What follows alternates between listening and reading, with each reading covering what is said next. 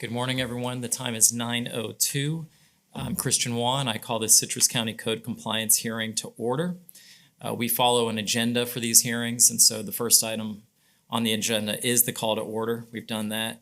The next item is the pledge to the flag, so I would ask if you would join me for the pledge.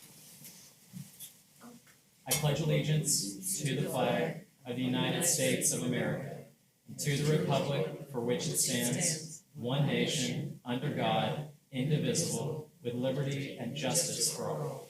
Thank you. Good morning. Good morning. If any person decides to appeal any decision made by the Code Compliance Special Master with respect to any matter considered at this public hearing, he or she will need to ensure that a verbatim record of the proceedings is made, which record shall include the testimony and evidence upon which the appeal is to be based. Okay. And the next item on the agenda is dealing with the minutes of prior hearings. It says approve the minutes from Wednesday, July 19th, 2023. I think it's already been signed by the alternate special master, but what I'll do is I'll just ask if there are any objections or proposed modifications to them, since it is a part of the hearing. Okay, hearing none, they're approved. And I will now just ask if there's any objections or comments on the proposed or the already approved June 2023 minutes, which I've already signed. All right, hearing none, I won't change anything on that either. Thanks. Staff update, abated and continued cases are listed out front. Okay, so I want to talk to you all a little bit about what you're going to hear at today's hearing and how it's going to go. Again, my name is Christian Waugh, and I'm a licensed Florida attorney acting as what is called a special master. That's a fancy title created by law, but what it means is that Citrus County has hired me to preside over your hearing.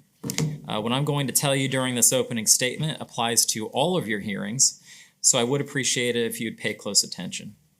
First of all, as you've noticed, there's a sign that says these proceedings are being recorded and will be posted on YouTube, so it is a good idea to keep in mind that it's going online for the whole world to see. And if you do go to like the Citrus County government YouTube channel, you'll see people watch it.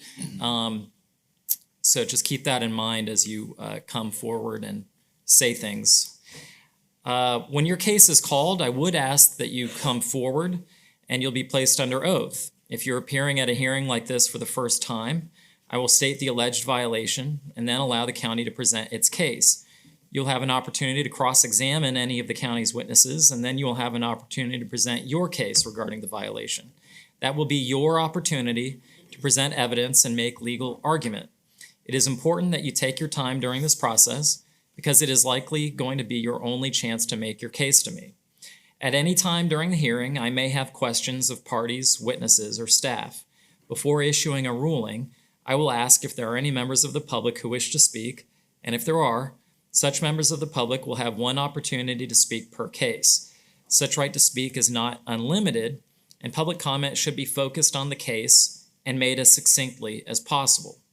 Although persons may be upset or even passionate about what they have to say, all witness testimony must remain civil, and you must not interrupt other witnesses, parties, or attorneys, including me. In most instances, if you are found guilty of a violation, the law requires that you be given a time to comply before a fine begins. You must abate the violation by that date, that is, fix the violation, or the fine will accrue for each day that you remain in violation.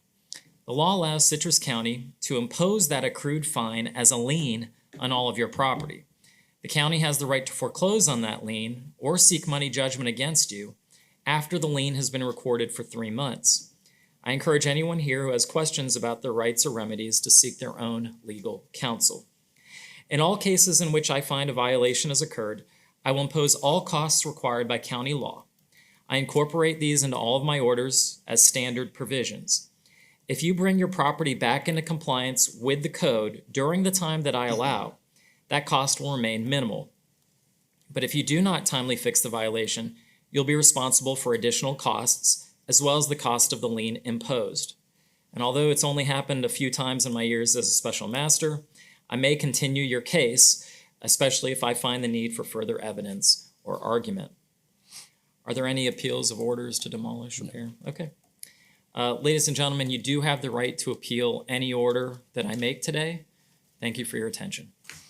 First case is on today's agenda. Ben J. McKibben Sr., Vincent T. and Mary J. Vangeli, and Kristen McCoy. Case numbers 2023-201, 2023-202. What pages are those? Pages 17, 16 and 17. 16, Okay, and 17. thank you. Thank you.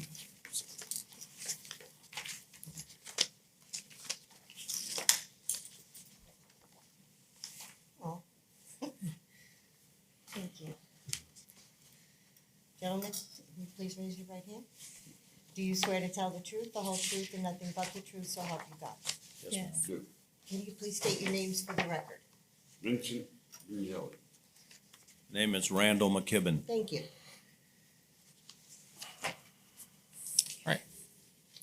Julie Wilkinson, Citrus County Code Compliance Officer.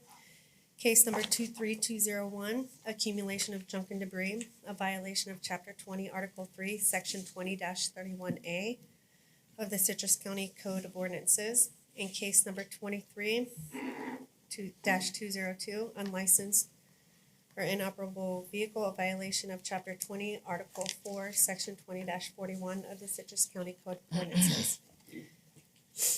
The address is 1643 West Cardinal Street, Lecanto, Florida. Property owners Ben McKibben J. Sr., Vincent T. and Mary J. Vangeli, and Kristen McCoy. I have good service via signed certified mail return receipt. I would like to authenticate the following documents and request that they be admitted into evidence. Exhibit A, photos taken during an initial inspection on June 7th, 2023, a corrective action inspection on July 10th, 2023, and photos of my final inspection on August 15th, 2023. Exhibit B, a copy of the notices of violation, copy of the notices of hearing, a copy of the signed certified mail return receipts, and copy of the general pre-hearing order. Okay, sirs, I'd like to ask you to take a look at these documents and let me know if you have any objection to them. Do you mind if I sit? No, not at all. You need, please sit. And that's for anyone, if you need assistance, let me know. So what I'd like, guys, again, what I'd like to ask you to do is just look at these documents and let me know if you have any objection to them being evidence.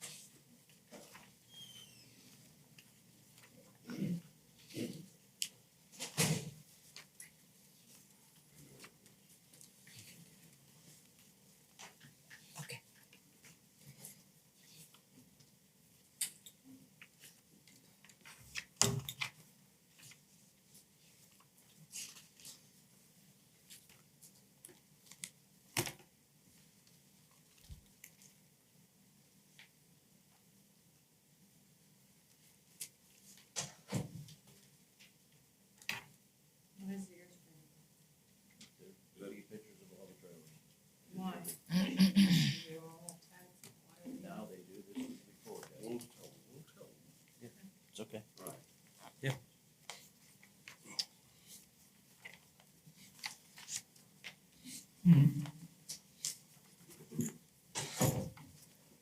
So I take it you haven't been back? Well, no, don't. So my only, before we get into that, I need to know if you have any Yeah, no. objection to No, these that's fine. documents. That's fine. And you'll be able to comment about them. Yeah. Oh, great, thank you. I'm good. No. I mean, really, like, if Okay. you need an accommodation, I really want you to be as comfortable as possible. This is not a fun thing for most of us. Every now and then, there's someone who shows up who enjoys it.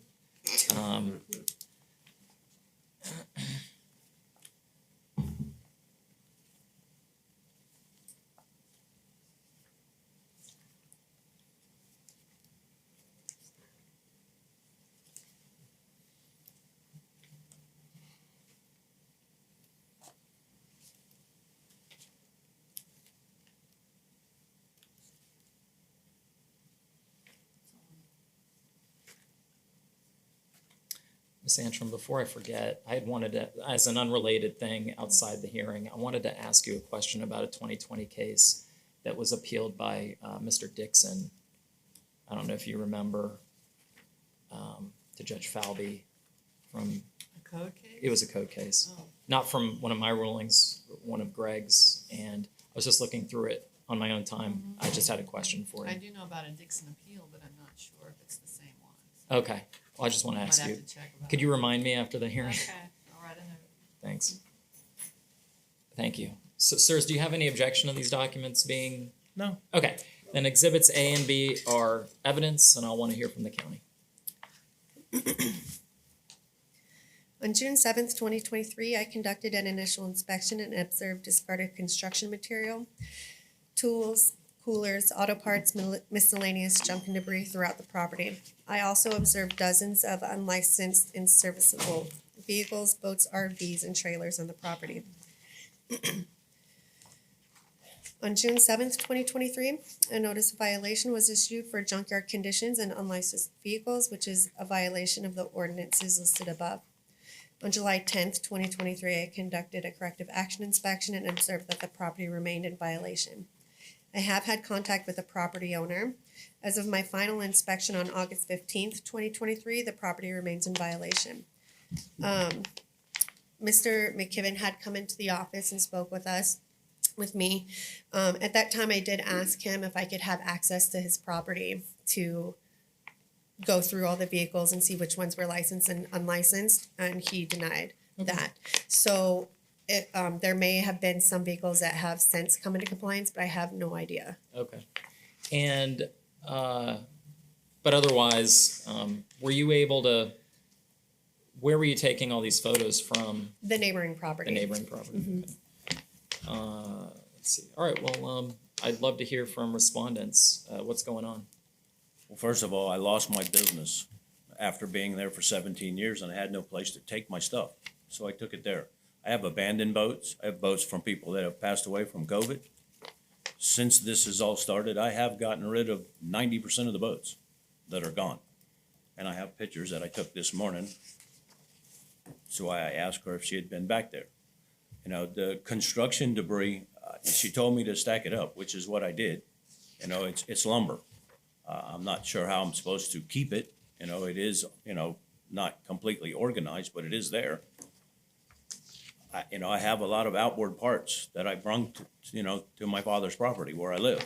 And, I'm asking for a little more time, I guess, to get rid of the rest of my parts. You're talking thousands of dollars worth of parts that I sell that, now I'm gonna have to probably get rid of. Well, let's talk first about the unlicensed and operable vehicle part. I think from the photos, I can still kind of see at least one that is certainly not operable. My big blue truck that she's questioning is insured and licensed. Oh, it's not just the And it trucks. drives. It's the There's- boats. All the boats are gone. There's only like 4 boats left on the property. One is a big boat down in the back that belonged to my mother that passed away that I'm trying to get paperwork for. Okay, no, but so what I'm saying is that situation has to be resolved. And so the only issue, Pictures? I've got photos from yesterday. From yesterday? Yeah, that's what, August 15th. They're good, and Okay. I'm they sorry. back up what you said, which Yes, is sir. that most of the boats are gone. Right. But like I was saying, there's still a few, so technically speaking, I think there is a violation still. Yeah. The question for me is, how much time do you need to resolve that Probably at least situation? another month, but if she came yesterday during the day, the boats that were in the front out there, they're gone. They're not there no more. Okay. That's why I said I do have pictures that I took this I- morning. Well, and I this is understand. important. No, I understand. No, let me explain. So what you're saying is relevant, but you've also basically confirmed what she said, which is that, and what she's shown me, which is that most of that situation has indeed been resolved. I'm not arguing that. Right. But there is still a bit of Yeah, a no, I violation there. understand. So, and your photos are relevant, but in order for me to admit that evidence here, I'd have to confiscate the phone. Yep. I'd rather I not. understand. Yeah. Thank you. Now, you've said a month. Would 2 months be enough to? It would help me, yes. Yeah, okay. But I also need to know about my parts. Yeah, let's talk about that. So, I we've have thousands of dollars worth of outboard parts. okay. So we've resolved one case that we'll talk about. Yes, sir. let's talk about the quote-unquote junk debris rubbish case. So I've also seen photos from yesterday. It also looks like there's been improvement, but it also shows that there's still some issues. Yes, sir. How much time would you need to resolve that? It just depends on if I give my parts away or I scrap them or whatever. I mean, it's Give me a hard to- worst-case scenario. 3 months. Okay. What's the county's recommendation? The Citrus County Code Compliance Division respectfully requests that the special master assess a fine of $100 per day per violation, along with the administrative costs to begin after the date you deem sufficient to abate this violation. This amount was selected based on the actions of the property owners once they were advised of the violation. We would also ask the special master additionally to find that it is the respondent's responsibility to contact the Code Compliance Division when the violation has been abated in order to allow for reinspection. Is there anyone from the public who wants to be heard on this case? Okay, I don't see any. What I'm going to do is I am going to find that the property is in violation in each case, but in each case, I'm going to grant 3 months from today to resolve the issue instead of having differing times to go back out there. And if the violation is not brought into compliance as ordered, a penalty of $100 per day on each case would be levied. But I think this is sufficient time. I incorporate the other standard order provisions, and that's it. So I still have a question. What about my parts? Is there any way that I can keep my parts? There has to be a way around it. There is. So in the code section, it talks about how storage, basically. You have to have some kind of storage mechanism Yeah. or. Can it be in a fenced area?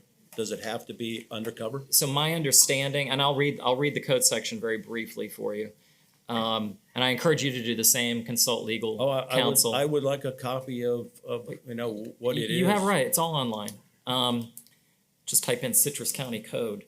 Okay. It shall be unlawful for the owner or tenant of any land to permit, cause, or have thereon any accumulation of junk, debris, rubbish, and vegetative matter, except for junk stored in enclosed litter receptacles or completely enclosed buildings, except for junk which will not fit into standard size litter receptacles and which is set out for no more than 48 hours.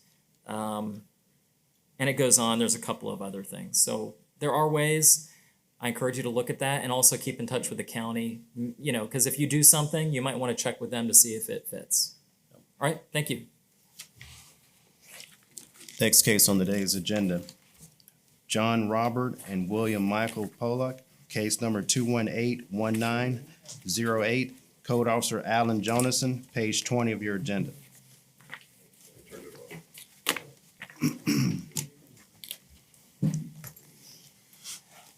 Do you swear to tell the truth, the whole truth, and nothing but the truth, so help you God? I do. Thank you. Can you please state your names? Michael Pollock. William Pollock. Thank you. Okay, good morning. Good morning. So first of all, I want to thank everybody for the briefs. I'm sorry? Okay. I want to thank everyone for the briefs that y'all gave me and, apologies that I needed the education in order to understand the issues. I do think, well, Mr. Johnson, has there been anything else that you want to say? Have you read the briefs? I have. Okay. The only thing I can add is just the photos that I took yesterday that still in county's opinion is overgrown. From those photos, has there been any change since the, we originally heard this in April, right? Right. So, and I have those photos in evidence. Has there been any change since April? It is significantly more overgrown now. Okay. Since April or since? That's what he said, since April, and please just direct your comments to me. So I do want to see the evidence. Sure. But what I have to just indicate is that I'm really presiding over a violation alleged as of a certain time ago. Yes, sir. I'm interested for discussion purposes because I think some of the things I'm going to say will help inform both sides going Yes, sir. forward about my thoughts on this. Who cares about my thoughts, but I'm the special master. So if you don't mind, I'd like to actually see if these should be evidence or not. So could you share these? Absolutely. And let me know if you have any objection to them being evidence. I don't know if they're relevant, but I'd like to see them.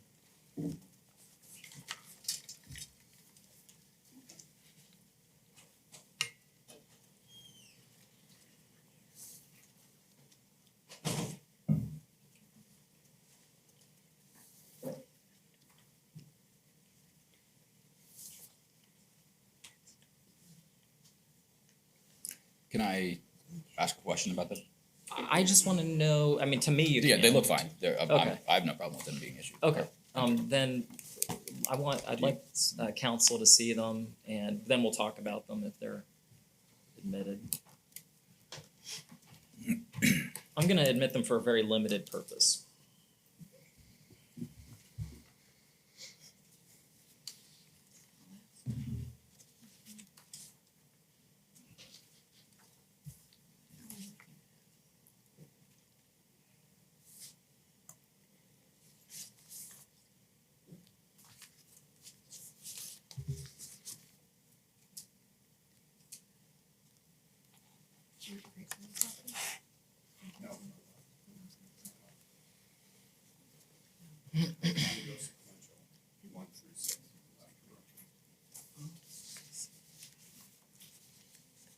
Is there a Wi-Fi connection available here? Is a BOCC public? I'm trying to get a hold of it, and it is not. Okay, yeah, Yeah. it keeps telling me there's no connection. Yeah, yeah, There's a trick. there's a trick. There is a trick. Say, forget this network. I need it to look at my notes from this case, so And I'm then not. go back. I'm not gonna be watching Star Trek. It's gonna give us a thing. Why is it not doing it? Oh, there we go. Oh, okay, thank you. Good work. All right. All right, thanks. Let me just take a look at these.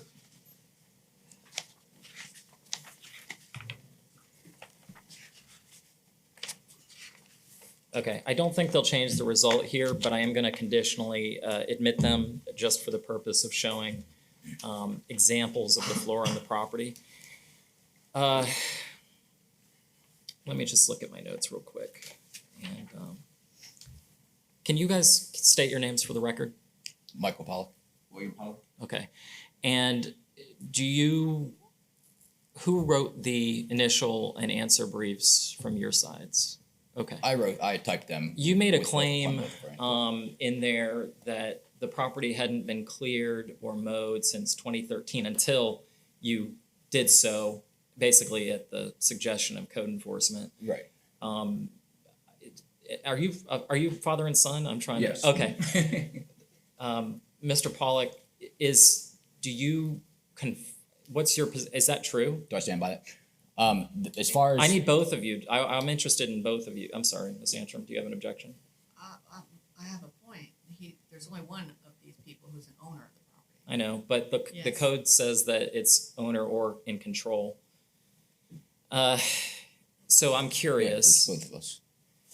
Yeah, Um, I agree. So So when I stated that, it was true to my knowledge. Yeah. Now, we went and talked to our neighbor, and he said that he may have cleared in the period of 2013 to 2017, which still actually doesn't affect this case, but it affects what I said as far as it having never been mowed.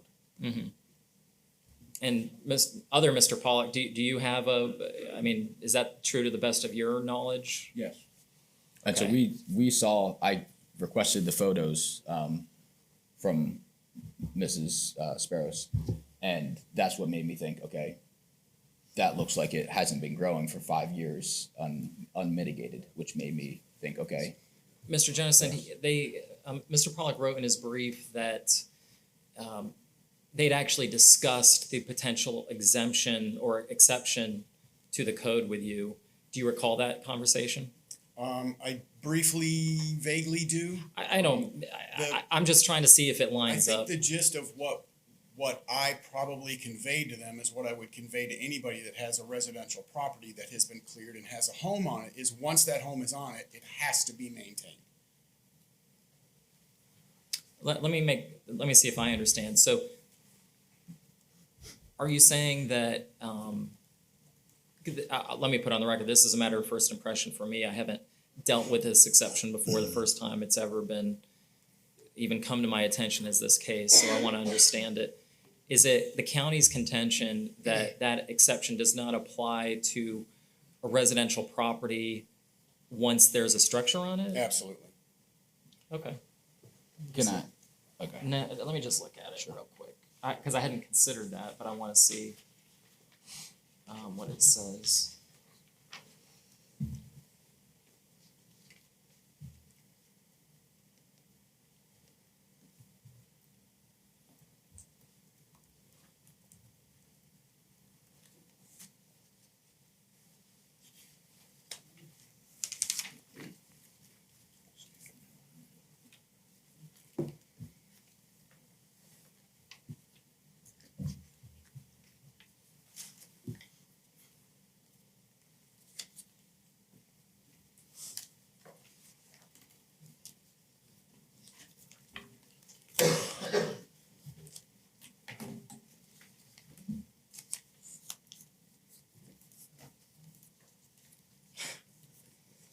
That's a really interesting point, Mr. Jones, because it does say in section 20-62 sub A1 that lands zoned residential within recorded and unrecorded subdivisions. It doesn't really talk about, if it's in use or if there's a structure there or anything like that. But then again, subsection B doesn't have any restriction on its applicability based on zoning or otherwise.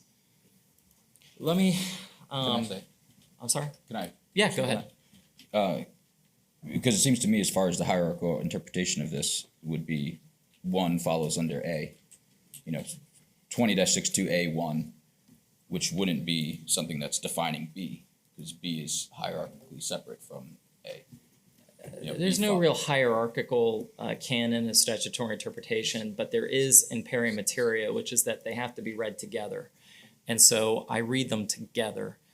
Okay. Here's what I'm going to do. I'm going to issue the ruling. So Can I make one? yeah, absolutely. Ask Mr. Jonathan some questions? Yeah, of course. Mr. Jonathan, was Mr. Pollock previously cited for, failing for overgrown grass? Previously, yes. And what year was that? 2019, I believe. December 2017. December of 2017. 17. And was an order issued that they were supposed to mow the lawn or they would be fined? There was. And do you know when that was issued? Not for sure the exact date. I wasn't here yet. And if I could ask, So any failure to mow the lawn after 2017 would have been in violation? Absolutely. Thank you. Okay, I want to ask a question about that. So this prior case, I don't know if I'd been told there was a prior, was that on this property? It was, yes, sir. Was it brought into compliance? It was not, sir. Is there still a fine on the property? I believe so, but the 5 years had passed before we received the next complaint.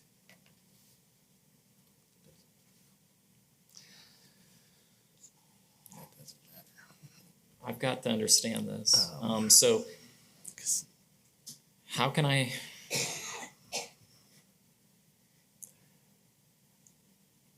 This has never happened either. So I want to try and understand it. This is the second time that a case for a violation of section 20-61 has been brought on the property. Yes, sir. And it still hasn't been brought into compliance It from has a not. 2017 case. It has not. And a fine has continued to accrue since that time. No. The fine, that was when we had different, Lori can probably explain Well, that. I swear you in, then.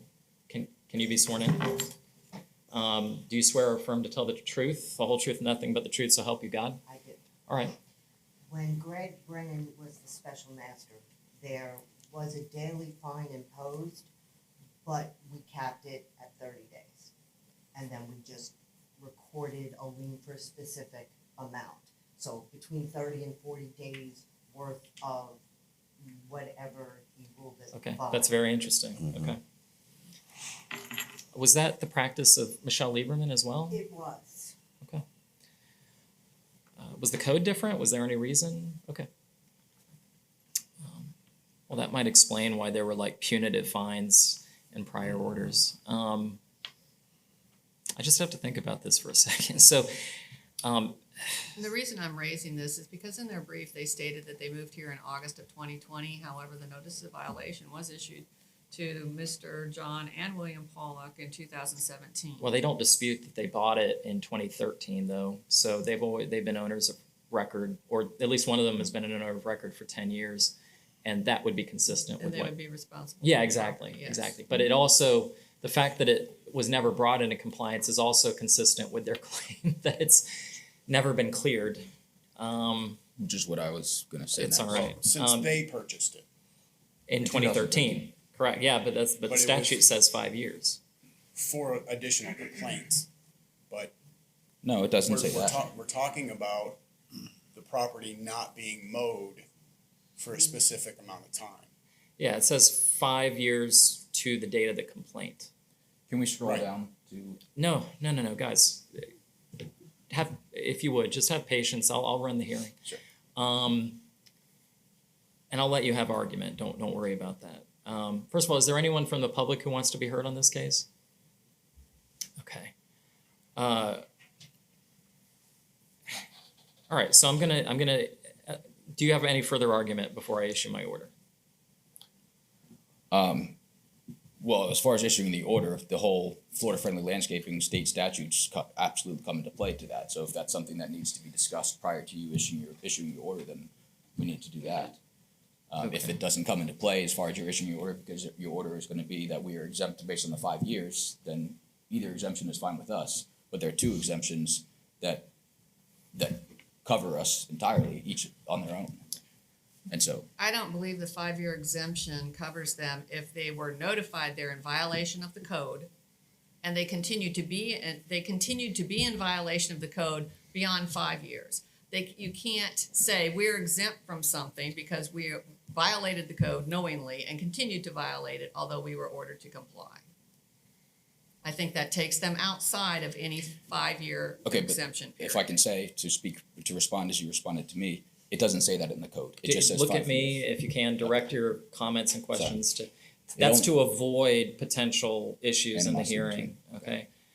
So it doesn't say that, it just says 5 years. If it hasn't been cleared in 5 years, it's exempt. And then additionally, the state statute, You've already made Of the the argument on Florida that, so, do you have covered us anything else then, to say? but I'm saying that it covered us. We were not actually in violation in 2017 either. And so I would argue that should be, that violation was also illegitimate. Based on the same Based- argument you're right. making, okay. I'm gonna just think about that for a second.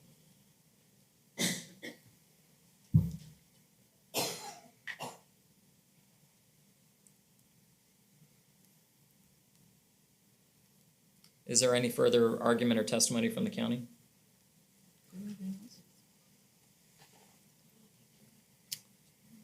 No, except for, they were cited in 2017, December of 2017.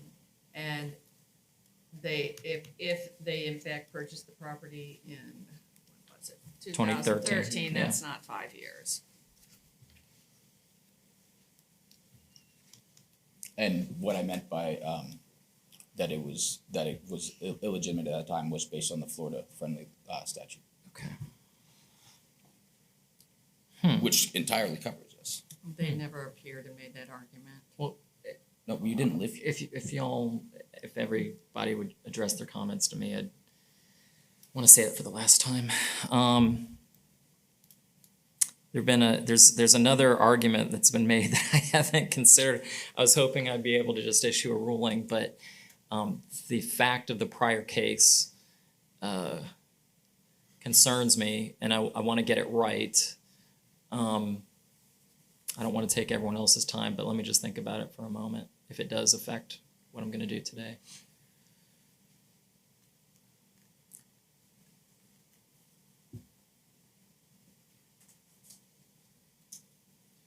I think I see what the county's saying. You know, if the county identifies something in that 5-year period and the defense doesn't apply at that time, by allowing a defense to just say, the fact that they don't improve it, it's like an escape hatch.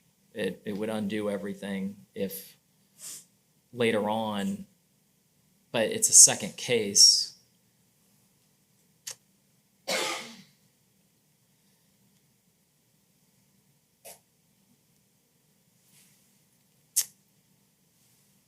Well, here's what I'm going to make a partial ruling. Can What? I just want to emphasize that regardless of whether we're exempt based on the 5 years, we are exempt based on the Florida statutes of Florida friendly. Okay, I don't think so. So I'm just going to make that because I think that's an easy call. I do not think that the Florida-friendly landscaping statutes apply, and I'll explain why. I really haven't received sufficient testimony, evidence, or argument that explains why these statutes do apply. They have been addressed in the briefs. I don't think it's on point. I've reviewed the statutes. There's nothing from either lay or expert testimony that I think is sufficient to show, and based on a plain reading of the statute, I don't think that they necessarily show. There's been no connection between the elements of what Florida-friendly landscaping is and to the plants on the property, the flora on the property. And I'm not saying that it can't be used. I'm saying that I don't find it applicable based on the evidence or argument in this case. I think maybe it could have been, but there's just nothing before me that I can use. That's going to be my ruling on that. You can appeal it. The second thing I'm going to indicate is I agree. I'm not issuing an order on a violation today, okay? But I am going to find that the county's argument on the interpretation of seedlings and saplings, unfortunately, is true. It's accurate. The code says what it says. The county's answer brief had indicated that as many as 2 saplings, as many as 2 seedlings could constitute, a violation of this. And I have to read it based on the plain language. And there's a bunch of case law in Florida that says it's not up to me to determine what makes sense. The county determined that it makes sense. And I read that in connection with 20-1 to say that, and this is why I didn't really want it addressed in the briefs. Frankly, the county's made a determination that anything that violates 20-61 is indeed grossly unaesthetic and potentially unsanitary. And I may disagree, but that's the determination they've made. So it's not for me to make a determination as to how that applies. I think it does, unfortunately. And yet, does it give the county authority to go through every single property and determine that growing trees violates? It does. So if people want to change that, they need to amend the ordinance. The remaining issue to me is whether the exemption applies. I don't know the answer to that yet. I was prepared to rule today in favor of the respondents based on the exemption, but the fact of the prior case is potentially relevant, and I need to look at that. I need to understand how that affects things. So I apologize. I'm not going to be here next month. I'm going to continue the hearing for one sole issue to the October hearing to address whether or not the exemption applies based on the prior case, if that affects it at all. If it doesn't affect the 5-year exemption, I'm going to rule in favor of the respondents. If it does impact the 5-year period, then I'm going to find in favor of the county. I will issue an order on that. Go ahead. I would like to understand this, that the 20-60 defines the term, or uses the word vegetation. And then in this argument, she says that although 20-61 does not reference seedlings or saplings specifically, the Merriam-Webster's definition of undergrowth includes seedlings, saplings, shrubs, and herbs. And so by this definition, if you're using this frame of reference, then no property in Citrus County can have shrubs or herbs that I've already indicated my order on it, and you'll be able to appeal it, but I think you're headed in the right direction. Mr. Jonas, I do have one other question. So 20-61 talks about height, weeds, brush, and undergrowth in excess of 18 inches in height, or an accumulation of vegetative matter. Now, when you first presented the case, it appeared that there was an accumulation of vegetative matter. They have presented evidence that suggests there is no accumulation of vegetative matter, provided photos in a brief showing that there were things off the property. Are there accumulations of vegetative matter that violate the statute? So, as of yesterday, there was a branch, it was albeit a small branch, there was a branch on the ground, but they had previously removed the pile of vegetative matter Okay. that was on the property. Okay, then I'm not gonna deal with that. Then we'll Sure. keep it limited to the way the exception applies. And just so you know, what I'm going to do is I'm going to issue I'm not gonna issue any written order on what I've found today until the final ruling, because if you want to appeal it, that would be the time. There can't be a partial appeal while I'm still determining whether there's a violation or not. So everything will be in the written order in October. And I'm gonna issue a briefing, a very short briefing order asking what I'd like to hear from y'all going forward. Is it possible to find out what the initial complaint was? That might be a public records request. I don't know, but I encourage you to talk to the county about it. Yeah, and I mean, I think I've been clear, so that's all I have to say So for as far today. as the, just to make sure I understand, the Florida-friendly landscaping, that would be after your final ruling in October is when It's we would all begin that is gonna be in the order. So you've heard what I've said today. I'm gonna put that into a written order. Okay. Yep. All right, thank you. Thank you. Next case on the day's agenda, Jeffrey and Caitlin Saltz. Case number 2023-269, Code Officer Cody McGuire, page 23 of your agenda.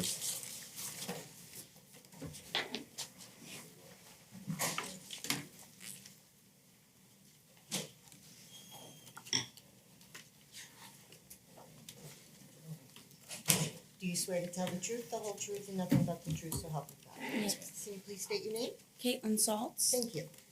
And I'm sorry, what page of the, 23. thanks. No problem. Please proceed. All right, Cody McGuire, Citrus County Code Compliance Officer.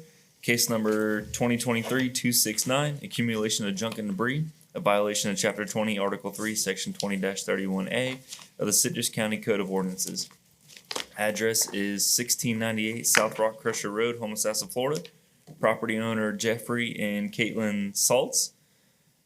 Goods service via signed certified mail return receipt and posting at the Lecanto Government Building. I would like to authenticate the following documents and request they be admitted in evidence.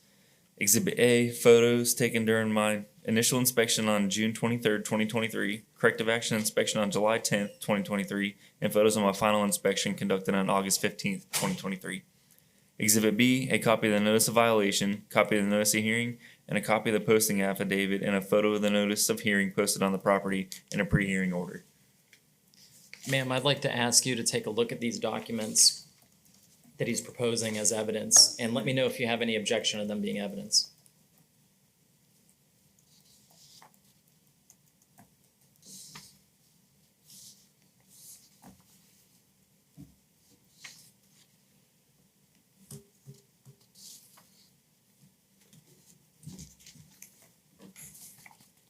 Okay, thank you.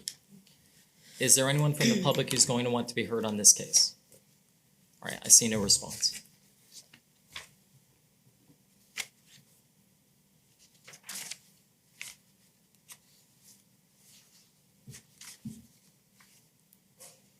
And due to some quick lawyering, the county dodges a bullet again. Comes with age.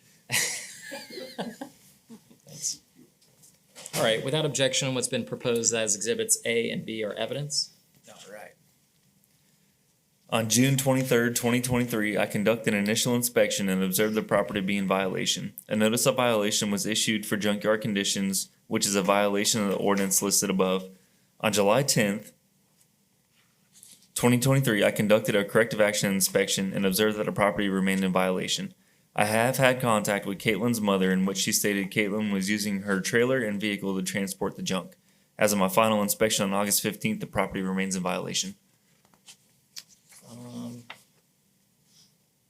Okay, it actually looks like things have gotten worse since the case started. I don't know. I mean, in the first photo, oh no, you're right. The photos are just out of order. It's Yeah. looking better. Yes. Okay. In other words, I see that it's on a trailer now. I have the most recent photos. Not criticizing. It's just normally I get the oldest first. Okay, so what's going on? So my mom's vehicle that she was gonna let me use, she was out of town for like a month, but now her car's having issues. So she doesn't want that amount to be like pulled. So I'm having an issue trying to find somebody to be able to pull it for me. And me and Jeffrey aren't together, so I'm trying to do it all by myself. So, and I work at the hospital, so between working like 13-hour shifts and trying to come up with the money to pay somebody to pull it for me or take it to the dump is what I'm having an issue with. So you're having trouble finding someone to pull the trailer? Yeah. Or- Or I was gonna either that or come up with money just to get a dumpster. Well, I just want to make sure I understand what you said. You're saying your mom doesn't want this amount of stuff on the trailer? So the issue is her car is starting to act up. Uh-huh. So like it's starting to like jerk even without the trailer on it. Right. So she's worried that we don't know if it's a transmission issue or what. So now she's not wanting me to pull it until she figures out. Why not just do multiple trips with a little bit on the trailer? Well, it's also coming up with the money right now. Like Okay. my ex. Because it costs isn't- money to dump it. Yeah, and my ex, we're going through a divorce right now, so he's Okay. not financially helping me. Right. Okay. How much time do you need to get rid of it? I mean, honestly, you don't even need a trailer. You can put parts of it into the trunk and do. I mean, I know you still need the money to dump it, but how much time do you need? 2 months maybe, just so I can come up I'll with give the you 2 money. months. Okay. What's the county's recommendation? The Citrus County Code Compliance Division respectfully requests that the special master assesses a fine of $100 a day along with the administrative costs to begin after the date you deem sufficient to abate the violation. This amount was selected based on the actions of the property owners once they were advised of the violation. We would also ask that the special master additionally find that it's the respondent's responsibility to contact the Code Compliance Division when the violation has been abated in order to allow for a reinspection.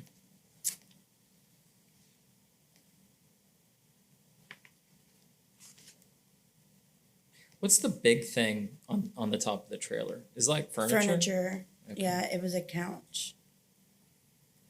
And what it is everything that got left is stuff that my ex either brought home from work or something like that, so now I'm trying to clean it up as best as I can.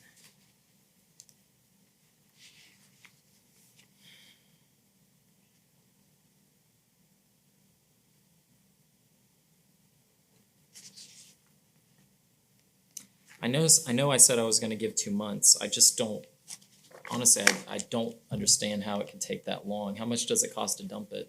I'm not too sure. Okay.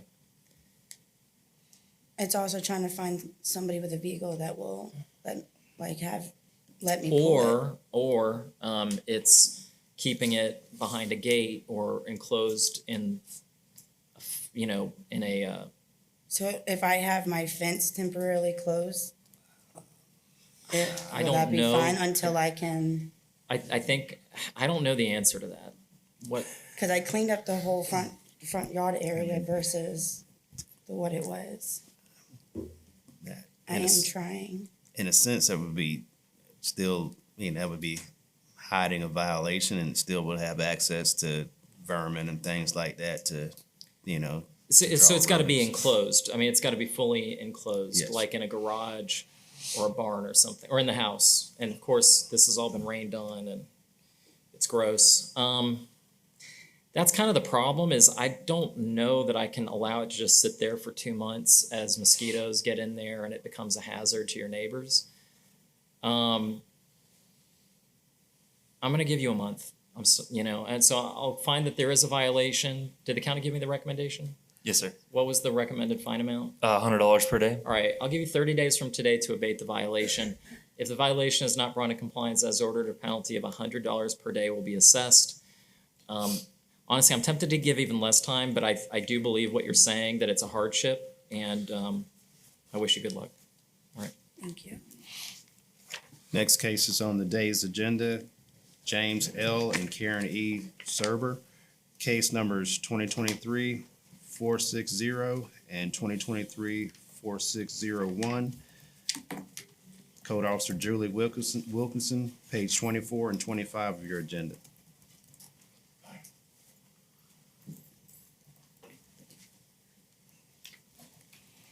Ma'am?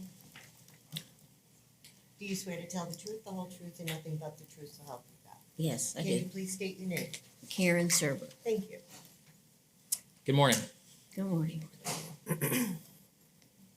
Julie Wilkinson, Citrus County Code Compliance Officer. I'm gonna start with the accumulation of junk and debris case first. This is a repeat violation initially observed on July 17th, 2023. The address of the violation is 5501 South Palace Path, Homosassa, Florida. Case number is 23-460. Accumulation of junk and debris, a violation of Chapter 20, Article 3, Section 20-31A of the Citrus County Code of Ordinances. The property owners, James L. and Karen E. Serber, were previously found guilty of the same violation at 5476 Palace Path, Homosassa, on June 21st, 2019, in case number 250752, with $3,824.10 fines imposed. This case was abated on December 9th, 2021. Lien forgiveness was requested on December 13th, 2021. An administrative cost of $298.13 were paid on January 13, 2023. Liens released January 21st, 2022. The property owners, James L. and Karen E. Serber, were also previously found guilty of the same violation at 5440 South Palace Path on June 21st, 2019, in case number 250755, with $3,824.10 fines imposed. That case was abated on December 2nd, 2021. Lien forgiveness was requested on December 13th, 2021. Administrative costs of $298.13 were paid on January 13th, 2023, and liens released on January 21st, 2022. I have good service via posting on the. Were any of those cases my cases? Or did I issue the I- orders? It's okay if you don't know.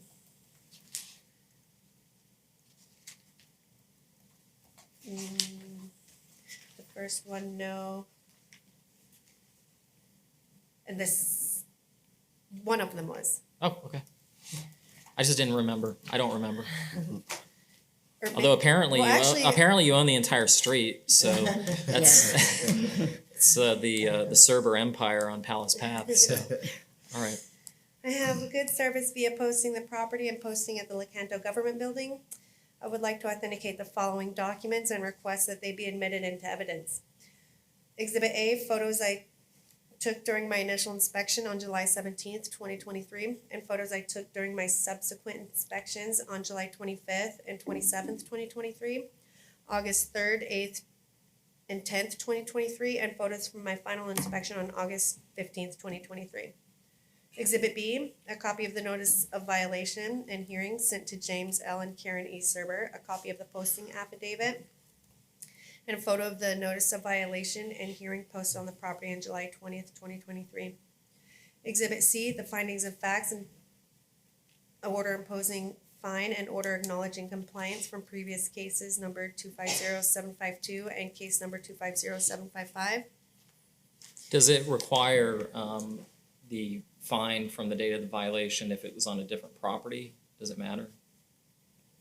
You're giving me the prior cases, I assume, because you're asking me to find that. From the day that it was, Yeah. yes, Okay, so it applies to the owner, not the property? yes. Okay. It's actually in the definition, Okay. notwithstanding violations occurring at different locations. Okay, where is that? 19-24, the definition section, repeat violation definition. Thank you. Ma'am, could you take a look at these documents and let me know if you have any objection to them being evidence in these cases?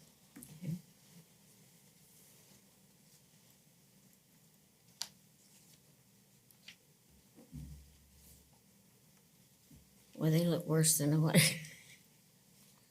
Okay.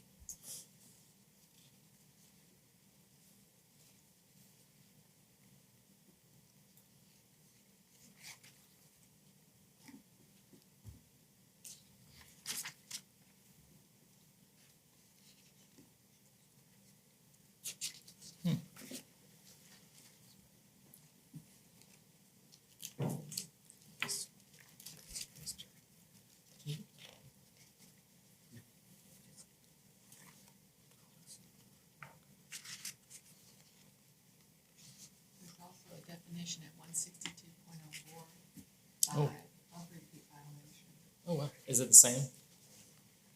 It says notwithstanding the violations occur at different locations. Okay.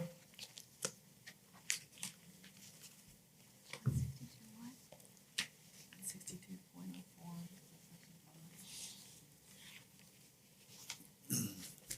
four. Okay. Do you have any objections, ma'am, to these being Well, evidence? There's a couple of things that, they are gone. I thought, we had, Julie came by, I guess, yesterday morning. And we've had problems with, getting stuff picked up. And the one truck, I didn't see it in here. Well, covered let me, that let me case, yeah. just hear what she has to say first. Anyway, some of these things, or we had them lined up and, getting ready for them to be Well, Ms. picked Serber, up. I just want to let you know, Okay. I mean, I only want to know if you have objections to these documents being evidence. And, because I don't even know what their case is yet. I want to hear what you have Okay. to say, but I let them present first because otherwise I don't even know what's going on. Okay, Yeah. all right, that's fine. Well, this is, The photos haven't been doctored, have they? no Photoshop. That's what I'm getting at. I mean, I just want to know if you have any objection to these, is Now, this, this is a really good camera, though. I Yeah, really need one like they this. try. All right, this is true. I had talked with Julie about a couple of the trucks. Sure. My husband's truck it's in here, but it's licensed and it's being worked on. Anyway, Well, I don't even want to get into that Okay, before I all know right. what the county is all right, presenting. okay. Do you have any objection to these documents being evidence? No, Okay, all right. it's where, That's okay. Is there anyone from the public who's going to want to be heard on this case? I don't see any response. Let's have the county attorneys look at this. Oh, you want to be heard? Okay, yes, ma'am. No, not yet. I'm sorry. I just wanted to know so that I don't do something without hearing from you.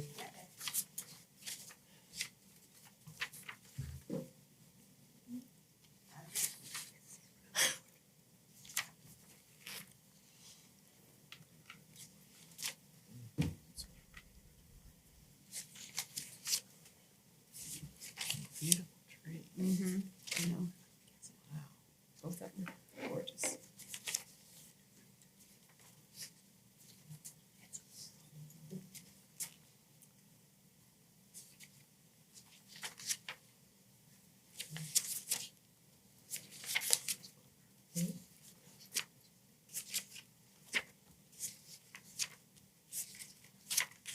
Are they the same pictures for both violations?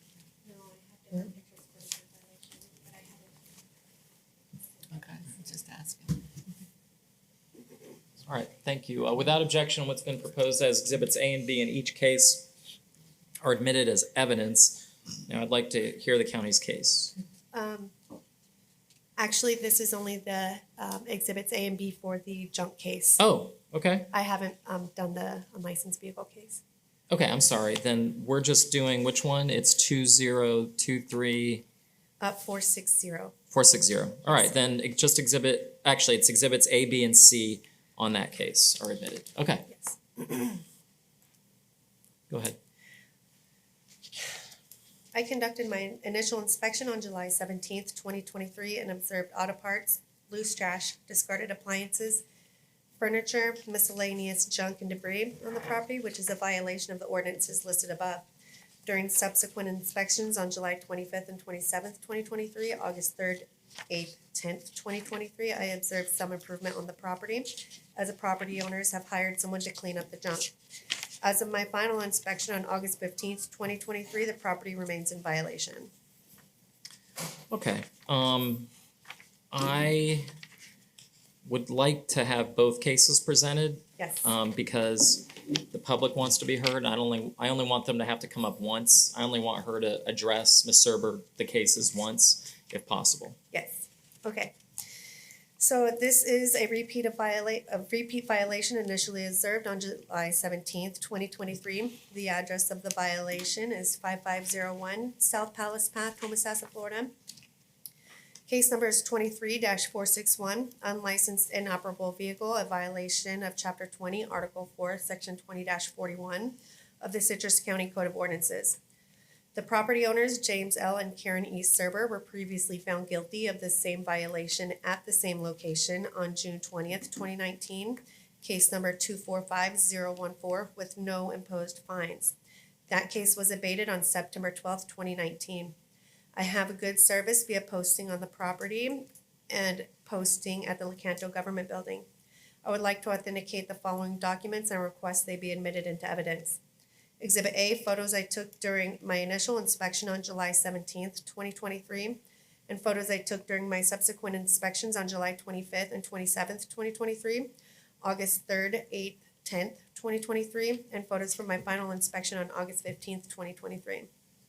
Exhibit B, a copy of the notice of violation and hearing sent to James L. and Karen E. Serber, a copy of the posting affidavit, and a photo of the notice of violation and hearing posted on the property July 20th, 2023.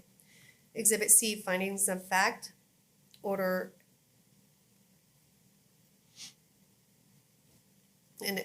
acknowledging compliance from previous case number 245014.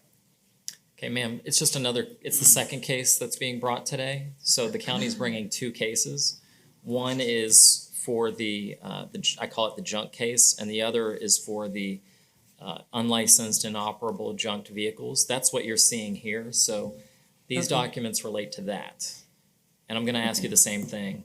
Do you have any objection to these documents being evidence? Well, I told Julie that this old thing that's in the barn it's like an antique. It's being worked on. So the blue truck, the second one, it's gone. I had problems getting someone to pick up. There was like three when Mr. Hampton was there. And I don't know, do you want to hear how a lot of it got there or no? Not yet. Okay. I do in a few minutes, once Okay. the county's able to present its case. Okay. I just want to know as a procedural matter, All right. if you have objection to these documents. as Well, these evidence. are, I mean, camera doesn't lie. I mean. It can, it's- sure it Well, can. well, It does they're not- whenever it takes a photo of me, I'll tell you that. It's, Well, the truck and the camper, all that, yeah, it was true when she took the pictures, but they're gone now. well, we can get into that. Okay. Doesn't sound like you have an objection to them being evidence. No. Let the county take a look. Is this time to ask now? Is this because of the violation that Mr. Hampton found and all those were corrected? Are they now going and saying that this was still some of the same stuff that was We there? can get into that. I don't know Okay. the answer to that, All but right. let's let them present the case. Okay. And then you actually have the opportunity to ask her questions. Okay. So I invite you to ask those questions.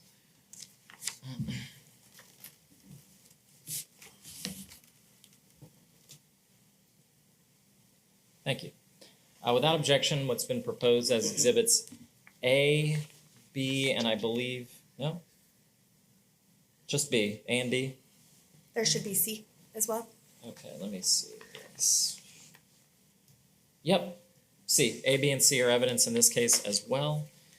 Please proceed. I conducted my initial inspection on July 17th, 2023, and observed multiple unlicensed unserviceable vehicles on the property, which is a violation of the ordinance listed above.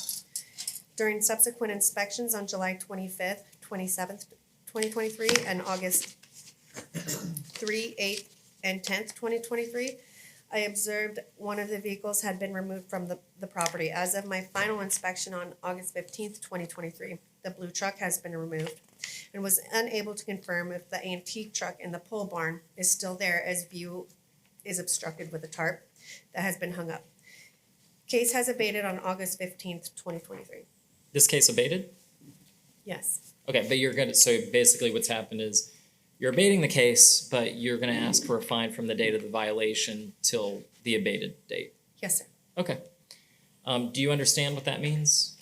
In other words, you, as it was cleaned up, and, you're still holding it. So just talk Okay, to you're me. still, I thought you said we could, okay. Are they still holding us liable for, What they're going to do is they're not saying that there's a violation as of today. They're saying that from the date of the when they discovered the violation until they verified that it was cleaned up yesterday, there was a violation. And because you have a prior violation, they're going to ask for a daily fine from the date of the violation until yesterday. You mean from 2000 and No. one? Okay, No, so you fixed the prior case okay, with Matt Hampton. right, And I have the order here, okay, so I've seen it. What they're saying is you fell into violation again, okay, okay? But you've cleaned it up as of yesterday. They verified it as of yesterday. okay, They're going to ask me not to find that there's a current violation and a fine going forward. They're gonna say, you've already done what you need to fix it, but because you have a prior violation, they're gonna ask for a fine from the date of the violation until yesterday. How many days is that? Well, for the vehicle case, it's gonna be 22 days. Okay, so, and what's the amount of the fine you're gonna recommend? $250 a day, totaling $5,500. That's what they're going to, they want me to assess based on the fact that you had unlicensed and inoperable vehicles, if you did. So, I mean, I'll tell you from the photos, you know, you've done a good job cleaning it up. I didn't see any pictures on there where we have cleaned it up. All of those Well, I are, wouldn't say anything. They're doing you a favor. They're saying it's cleaned up. all right. You understand? Well, when you're Yeah, looking yeah. at that, when So, you're looking at those, in other words, I think they're saying the blue truck is gone, or if it's Yes. not gone, it is It gone? is gone. Okay, so uh, I the, don't think you need to say, the question is, do you think there wasn't a violation of this code with the trucks? just the one blue truck, Okay, okay, how many are they saying that I'm in violation with? it's 22 days. No, I mean, how many of the trucks? My husband is working on the one truck. Well, The one was Ms. Wilkinson, what was the violation? So because I can no longer view if the antique truck is still there, I'm no longer considering that as a violation. So I was only considering the camper, which has been removed, and the blue truck, which has been removed. Okay, so there were 3 vehicles that were in violation. What she's saying is, Okay. she can't tell whether or not your antique truck is there anymore, so we're not gonna address that, all right, okay, period. She is saying that the camper and the blue truck have been removed, and Yes. that they were violations for 22 days. They're asking me to assess a fine for that, okay. and I'm going to, All right. unless you can explain to me why it wasn't a violation. Well, I thought we had, from the time that I received the notice from the county until, yesterday to get that cleared You up? do, unless, and I even can give more time, I'm required to give you time Okay, if it's a first-time violation. Under the Citrus County Code, if it's a repeat violation, you're gonna get fined for every day of the violation forward.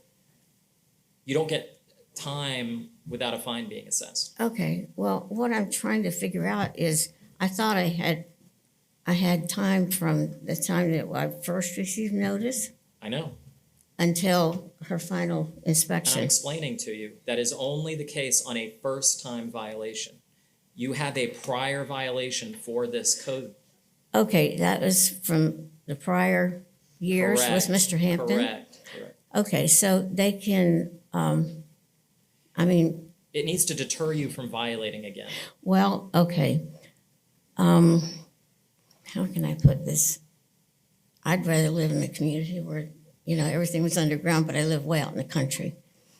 And it's, the violation, well, it's no more, but we have, let's see, 369, like 12 or 13 acres. And can I have a glass of water or something? I feel like I. If you need to take, if Okay. you want to go get a drink, that's fine.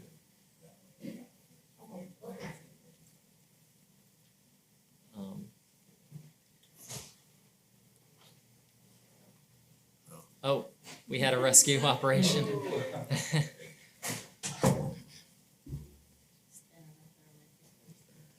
Yeah, that'd be good. Thank you. We probably gonna need to open it for her. 'Cause those bottles are hard to. That's,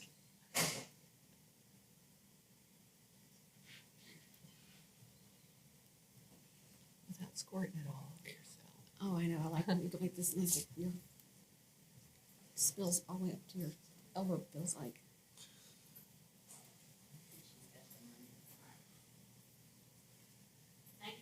yeah, no problem.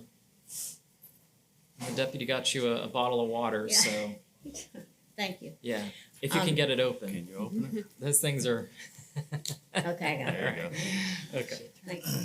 So Um, you're telling me 12 to 13 acres. Okay, right. And we have had homeless, a camp Mhm. down, but it's it's not a dirt road, but it's a road that comes down to our house from Okay. off 19. And homeless people, it's a camp. It's on on property across from ours, but they've migrated over onto ours, and they have left. This is not the first cleanup, but I asked her who had reported made the report against us, and she said it was the sheriff's department, which I don't know if this is the time to tell you that now, but the camper that's on there, it was supposed to be there about 4 months, and if you ever had anybody move on your property, it's really hard to get them off. Okay, so All right. I agree with that. That said, what does that have to do with whether or not there was a violation on the property? Well, You had the camp, whether there were people in it or not, well, you had the camper there. okay. Well, no, because they were living in it and they were supposed to be disposing of it. I mean, the state Okay, has come down. Who put it there? It was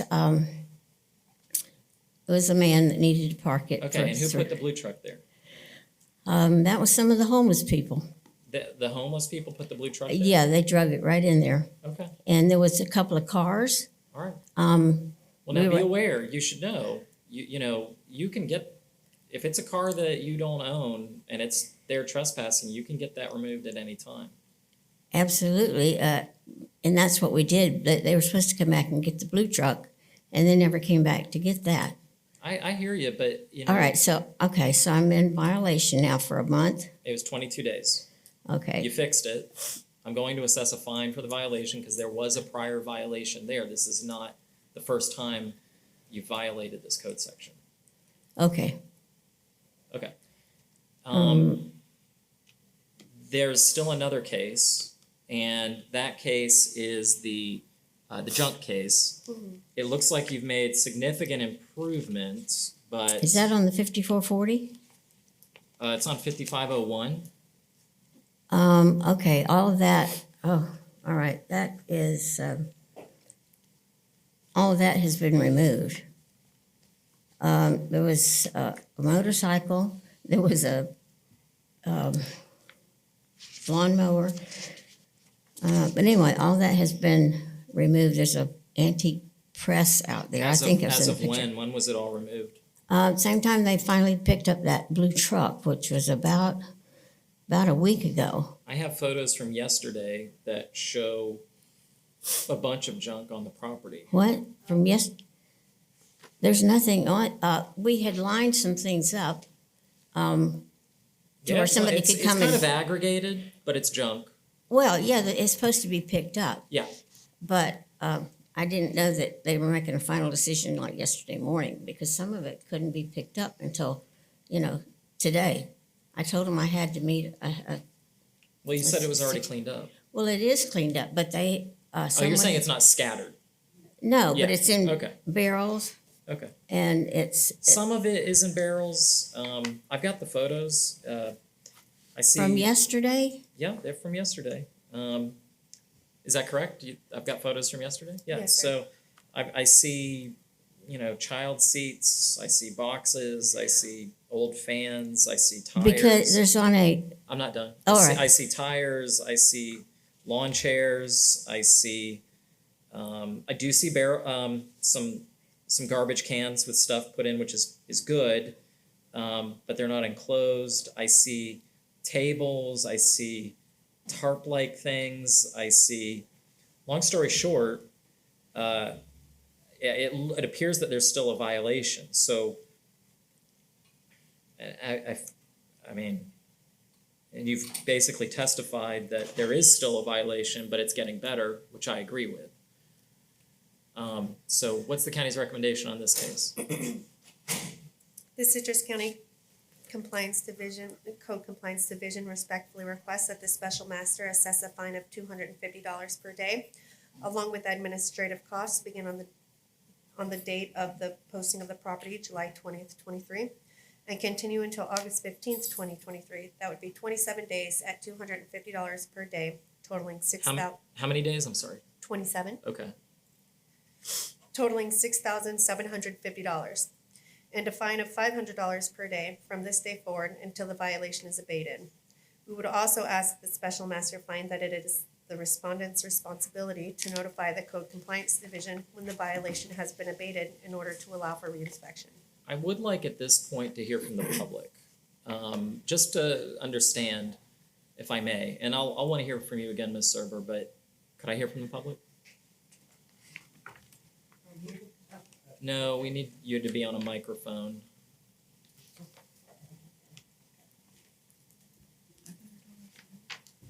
Do you swear to tell the truth, the whole truth, and nothing but the truth, so help you God? I do. Can you please state your name?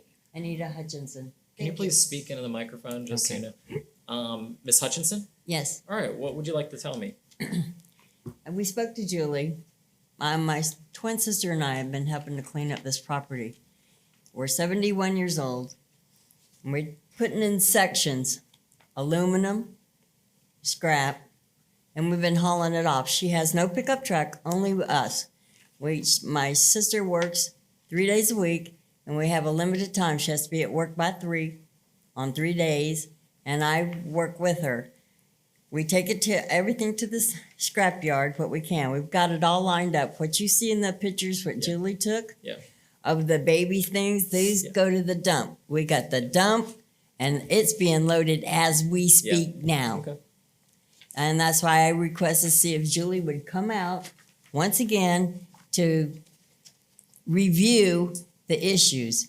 The part at the other end where the 2 trailers were, that's all mowed. We mowed everything, tall grass for the mosquitoes, snakes, rodents, and everything.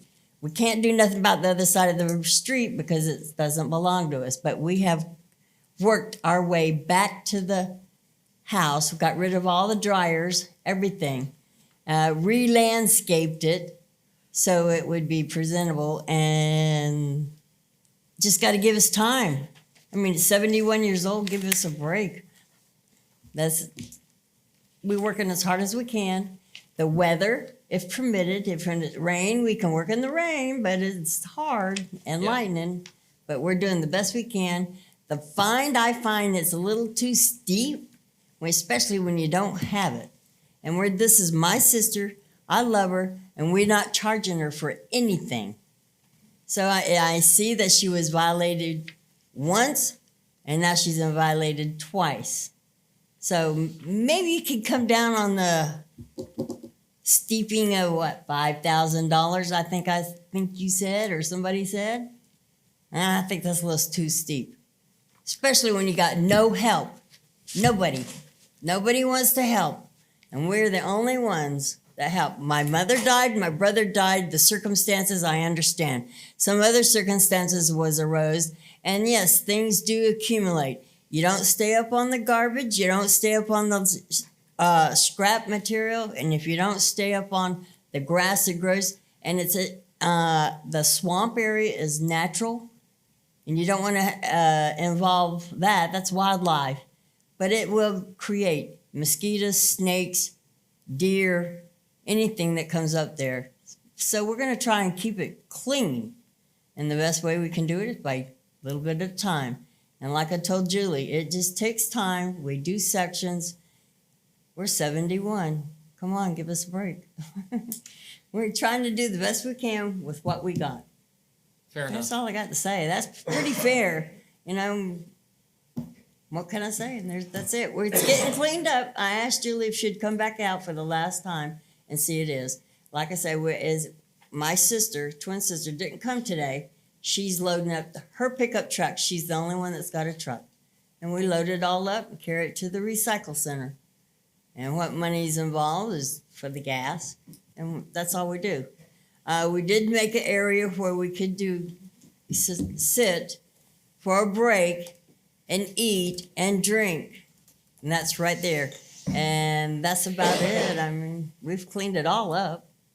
It looks improved. I mean, I'm not, Julie did go out there yesterday and Yes. took photos. I can see the difference. You're real close, and you're saying it'll probably be all done today. Most of it, yes. So you gotta, heavy stuff is hard to put up in a truck and unload. Yeah. For I can barely two- put my two 2-year-old in a women. truck. Yeah, I get it. We're Okay. not men, we're women. But I That doesn't cannot- mean anything. I don't know, but I I don't resent have no. that. It's 2023. Haven't you seen the movie Barbie? No, So it's I do impossible to be not. a woman, but it's also possible to be anything. Okay. Yes, but we do the best we can with two of us. So All right. Is that everything? that's Okay. everything. I'm just saying it's getting cleaned up, and Julie saw it too, and she's a witness. But I was like, Fine's too steep for me. I think it is. Is there anyone else from the public who wants to be heard? Okay. The issue here is that there is a violation in each case. There is going to be a fine that's assessed. And here's what we'll do. On case number 2023-00461, which is the junk case. Oh, you're right, the unlicensed inoperable junk vehicle case, which has already abated. I'm going to adopt the county's recommendation of 22 days of violation at $250 a day.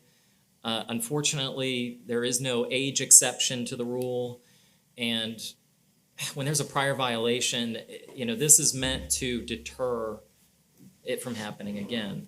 I have to treat people equally when this happens. So there's a violation, $250 a day at 22 days. We'll issue an order on that and incorporate standard order provisions. In case number 2023-460, which is the junk case, I am going to find that a fine is appropriate due to the prior violation of 27 days at $250 a day. But from today's date forward, instead of $500 a day, I'll find for $300 a day. And if what I've heard is correct, that shouldn't last too long. But I encourage y'all to stay in touch with the county to alert them as soon as possible as to when it's been fixed, so that we can stop the fine from accruing. That's it. Okay, Okay. I appreciate it. Good luck. Next two cases on the agenda, Franklin R. and Jacqueline Romanelli. Case numbers 218-6654 and 218-6525. Code Officer Cody McGuire, pages 21 and 22 of your agenda. Good morning. Good morning, how are you? Good. Do you swear to tell the truth, the whole truth, and nothing but the truth? So I help you do. God? Please state your name. Franklin Romanelli. Thank you.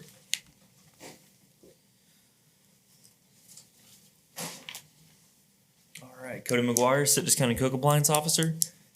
Case number 218-6525, accumulation of junk and debris. A violation of Chapter 20, Article 3, Section 20-31A of the Citrus County Code of Ordinances. Address is 5095 South Bluebird Terrace, Lecanto, Florida. Property owner Franklin and Jacqueline Romanelli. Good service, signed certified mail return receipt and posting at the Lecanto Government Building.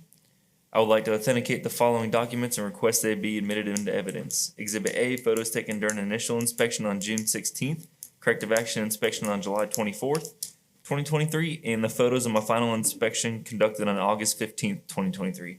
Exhibit B, a copy of the notice of violation, copy of the notice of hearing, and a pre-hearing order. So you have exhibits A and B in each case? Yes. Okay. You want to go over both of them? Yeah, I do. Okay. Case number 218-6654, unlicensed inoperable vehicle, a violation of Chapter 20, Article 3, or 4, I'm sorry, Section 20-41 of the Citrus County Code of Ordinances. Address is 5095 South Blueberry Terrace, Lecanto, Florida. Same property owners, Franklin R. and Jacqueline Romanelli. Good service.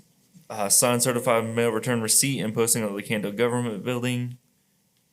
And then the same exhibits as well for the same dates.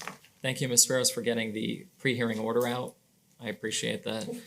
Mr. Romanelli, can you take a look at these documents and let me know if you have any objection to them being evidence in this hearing?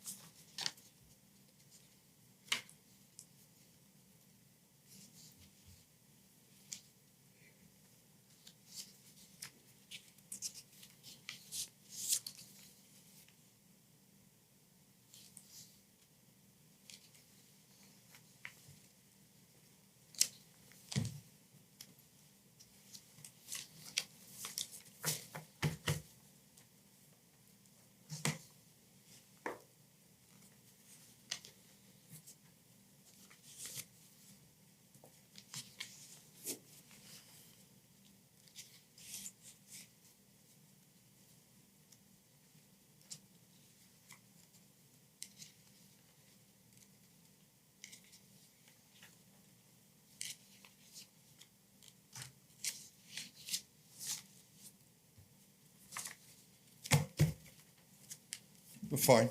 Okay.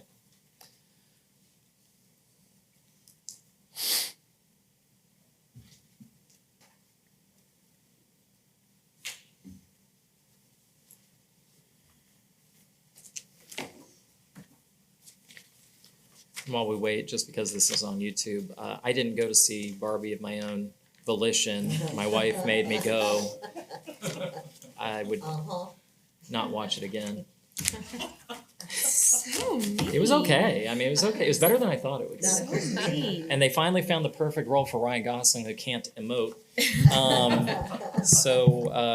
All right, without objection, what's been proposed as exhibits A and B in each case are evidence. Please proceed. Okay. On this one, there's two different fines amounts, but the dates and everything are the same. Okay. You want to read them both separately? The reason I want to take them up at the same time is because I only want Mr. Romanelli to have to talk, Right, no, I understand. Not have to argue twice and, okay. Okay. So on June 16th, I conducted an initial inspection and observed the property being in violation. A notice of violation was issued for junkyard conditions, which is a violation of the ordinance listed above.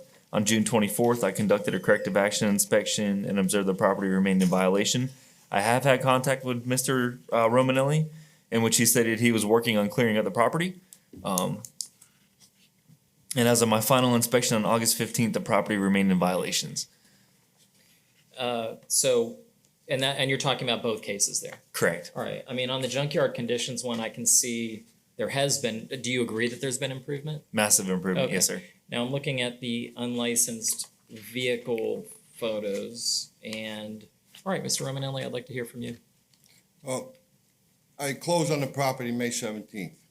So I want to know if there's any violations prior to me closing on the property. Well, it's irrelevant. Well, it's not relevant to me because I was told that there was no violations or anything before I closed on the property. But all right, pass that up. I see what you're saying. Well, that's between you and the seller. Right, but I need to find that out, so I have to go to public It's not for records. the hearing, Okay, though. that's Yeah. fine. All right, I closed on the property. I got a notice, the registered letter on the weekend. I picked it up on a Monday. I called Cody. I explained to him I had a squatter on the property with the camper. It was that first camper in the front, which I had to get rid of. So I explained to him I needed a little more time. I gave him my cell phone number and that my crew was in Orlando and my equipment wasn't gonna be back till the beginning of August. And he had my cell phone number and I never got another phone call, but we were working on the property. In the meantime, we took a couple of cars out of there. Yep. I took 5 dump trucks of garbage and debris out of there, which I don't understand how it lasted that long on the property. How big is the parcel? – 3.2 acres. Okay, yeah. Okay? But there was massive amounts of garbage and debris on the property that we had to get rid of. As of right now, I don't think there's much left. There's one person that I'm trying to get rid of right now that's actually like another squatter in the camper. So there's one camper left, which they hopefully have them out within another week or so. Okay. But it's work. I mean, I Sure. bought 6 distressed properties in Citrus County and turned them all around. This is not my first property that I bought that was distressed. Yeah, I mean, even while you've been here, you've heard of other cases where there've been squatters and, Yeah. especially on big parcels. That's how, it's Well, the done. guy I purchased the property from is handicapped, he's on oxygen. Yeah. Just a mess there for I don't know how many years it's been going on. But, and like I said, I just bought the property, so that probably triggered somebody to come and look at it. But I plan on building on the property myself, a home for myself on the property. Yeah. So it's gonna be totally turned Okay, around. well, good. I mean, it looks like a good parcel. What's the county's recommendation? For which one? Both. Both? The Citrus County Code Compliance Division respectfully requests that the special master assesses a fine of. Now, when you mean both, you want me to add them together? Nope, No, just on no. each case. Okay, It's so for- conceivable that one gets fixed in time, the other doesn't, that kind of Okay, thing. the 218-6525 would be $100 per day, along with administrative costs to begin after the date you deem sufficient to abate the violation. This amount was selected based on the actions of the property owners once they were advised of the violation. We would also ask that the special master additionally find that it's the respondent's responsibility to contact the Code Compliance Division when the violation has been abated in order to allow for reinspection. It was 100 on each? 100 on the junk and $50 on the unlicensed and operable. Well, Mr. Roman, how much time do you need to fix both of them?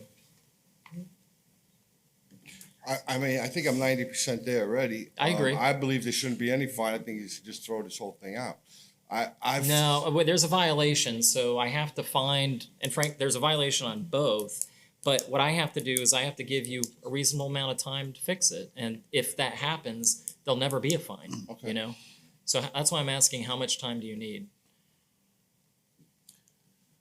I'm probably gonna need, Because I agree, you're 90% there. yeah, I'm 90% there. I just have, the time of evicting somebody or, there's legal issues with that. So I have to really talk to my attorney about that. So I would say I would like to have it done in 30 days, but I might need more time due to an eviction process. Okay. Unless I just tow the camper off the property and then I have a legal issue. So I can't do that with somebody staying in it. So how long I never evicted anybody in Citrus County before.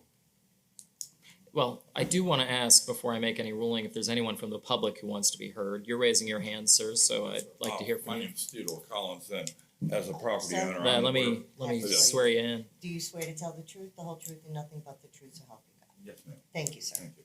My name's Theodore Collins. As a property owner here in Citrus County, I'm aware that there's. Actually, short-term let me, solutions. I apologize. Mr. Romanelli, would you mind moving over so I can get him into the microphone? As a property owner here in Citrus County, I realize that there is a short-term solution for Mr. Romanelli's problem. Landmines? Well, that would probably be more agreeable to our side, but the problem is this: there is such thing as a non-contractual agreement eviction. The process takes 3 to 5 days.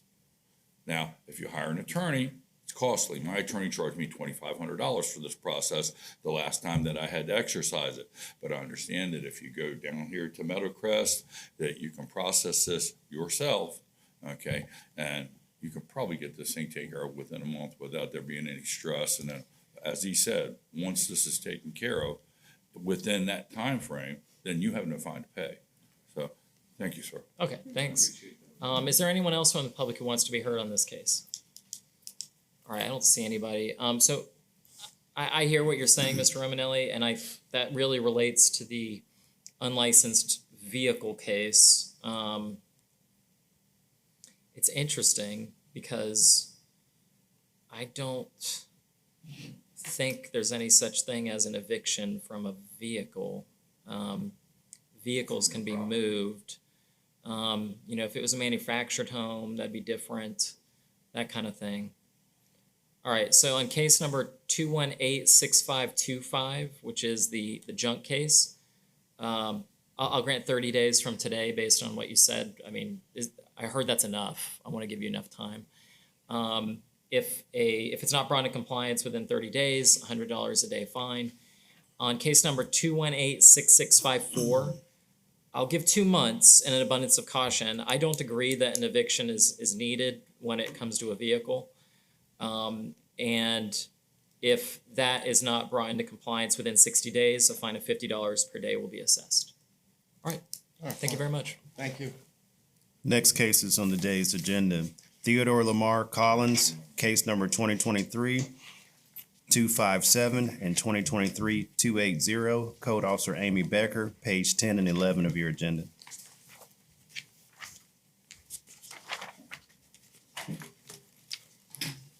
You've already been sworn in. That's true. Do you swear to tell the truth, the whole truth, and nothing but the truth, so help you God? I do. Thank you.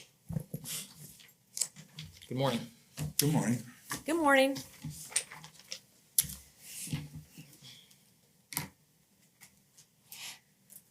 For the record, I do not advise the landowners of Citrus County to use landmines unless specifically permitted by the military or some federal authority. Okay, I just wanted to say that. Okay, Amy Becker, Co-Compliance Officer. This is case number 23-257, accumulation of junk and debris, a violation of the Citrus County Code of Ordinances, Chapter 20, Article 3, Section 20-31A. And case number 23-280, abandoned, unserviceable, and unlicensed vehicles, a violation of the Citrus County Code of Ordinances, Chapter 20, Article 4, Section 20-41. The address for both violations is 4255 West Mustang Boulevard, Beverly Hills, Florida. Property owner is Theodore Lamar Collins, Jr. I have good service via signed certified mail return receipt on both cases. I would like to authenticate the following documents and request that they be admitted to evidence for both cases. Exhibit A, photos taken during my initial inspection on June 22nd, 2023. Photos taken on July 21st at my corrective action inspections. Photos taken on August 1st, 2023, and photos taken on my final inspection, August 15th, 2023.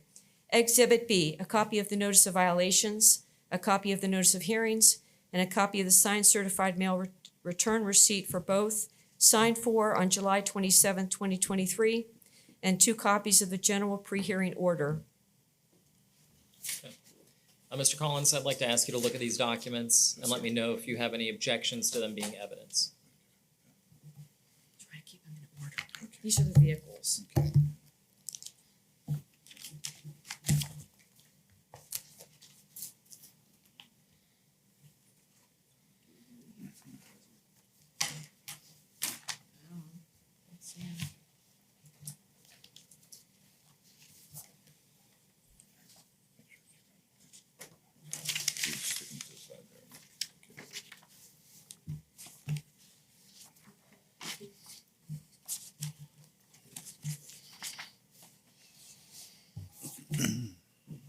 Is it just me or are hearings getting longer?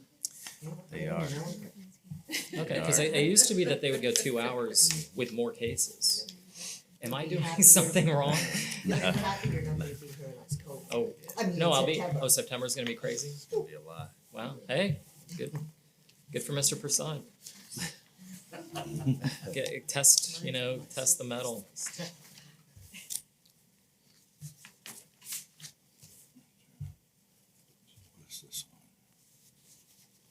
But never fear, October's is gonna be a doozy as Okay. well. Hopefully I'll have enough sleep with the newborn. Don't count it. Yeah. Are you putting them out of order, Mr. No, Cole? sir. Oh, okay, I'm just making sure that they're hanging over to the side so that I can keep them Fair enough. sequentially ordered. Yes, sir. It's just happened before that sometimes they get put out of order and just checking.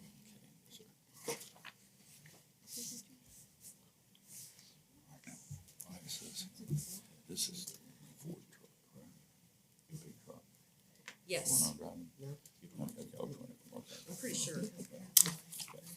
I think we're good. Yes, sir, Your Honor. Everything here appears to be correct. Okay. Okay. Thanks. Then this is the junk. Okay, These are the NOVs and the NOHs. You want Yes, to take sir. a look at those? yes, ma'am. Okay, I'll do that.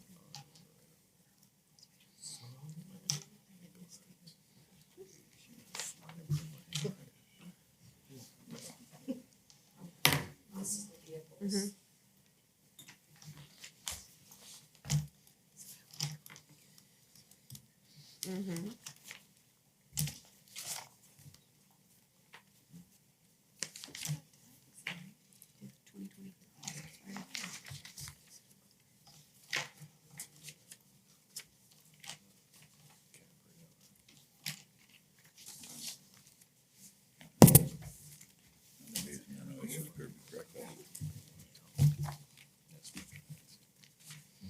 Nope. Expired. Yeah, I just wanted to include everything. Oh. He's got that. It does seem that more property owners show up. That's what it is. I think you're right. Yeah. So this is the vehicles. Okay. So this is only one case. Okay, he's looking at the other ones. Okay, that's fine.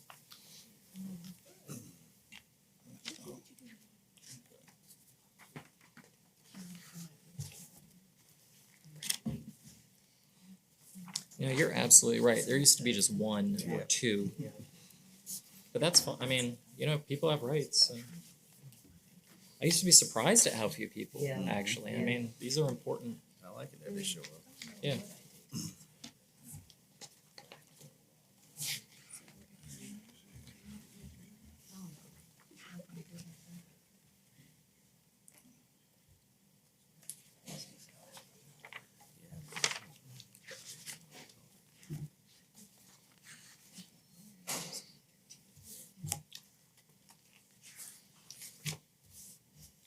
Oh, I see.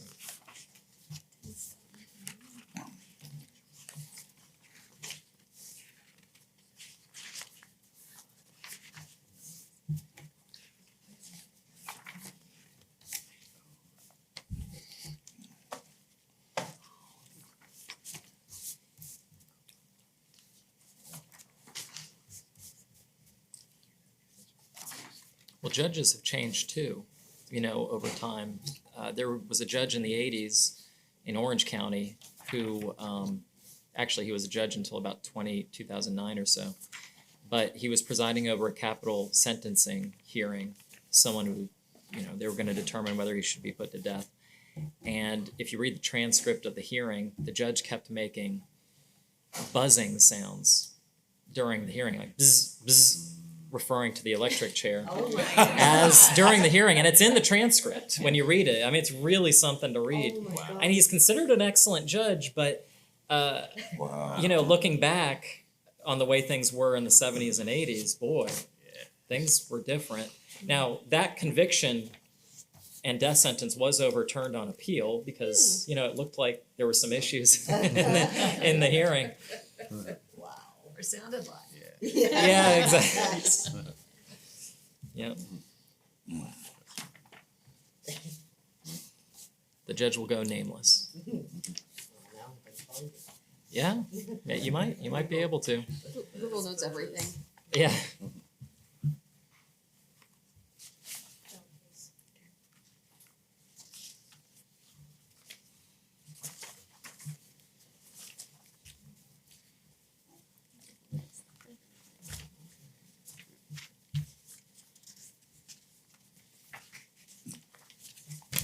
Everything does appear to be in order. Okay, great. Then what's been proposed as exhibits A and B in each case will be admitted as evidence. And I'll wait for the county to present its case, and I want to hear from you, Mr. Collins. Yes, sir. Thanks.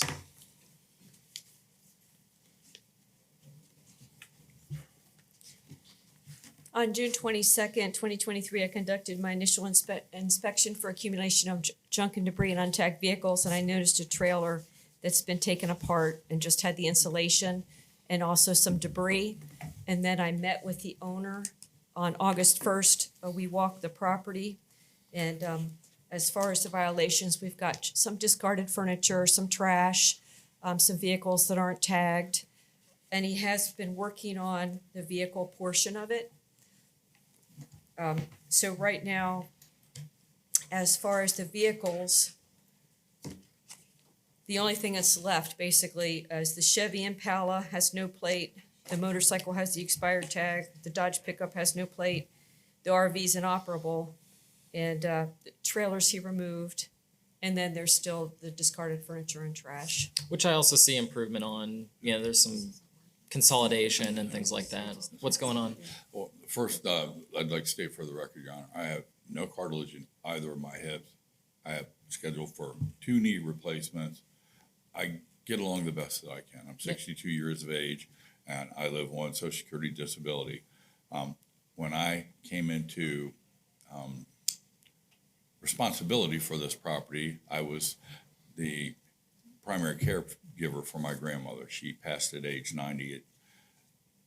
The case still drags on. Probate's just wrapping things up now. So 3 years later, and I'd like, to my humiliation, admit that up until the point in time that she made me the trustee of the McLaughlin Family Trust, which in turn put me in charge of this and 6 other properties as well, that probably the most significant thing I'd ever had to do was fill out a 1040 EZ.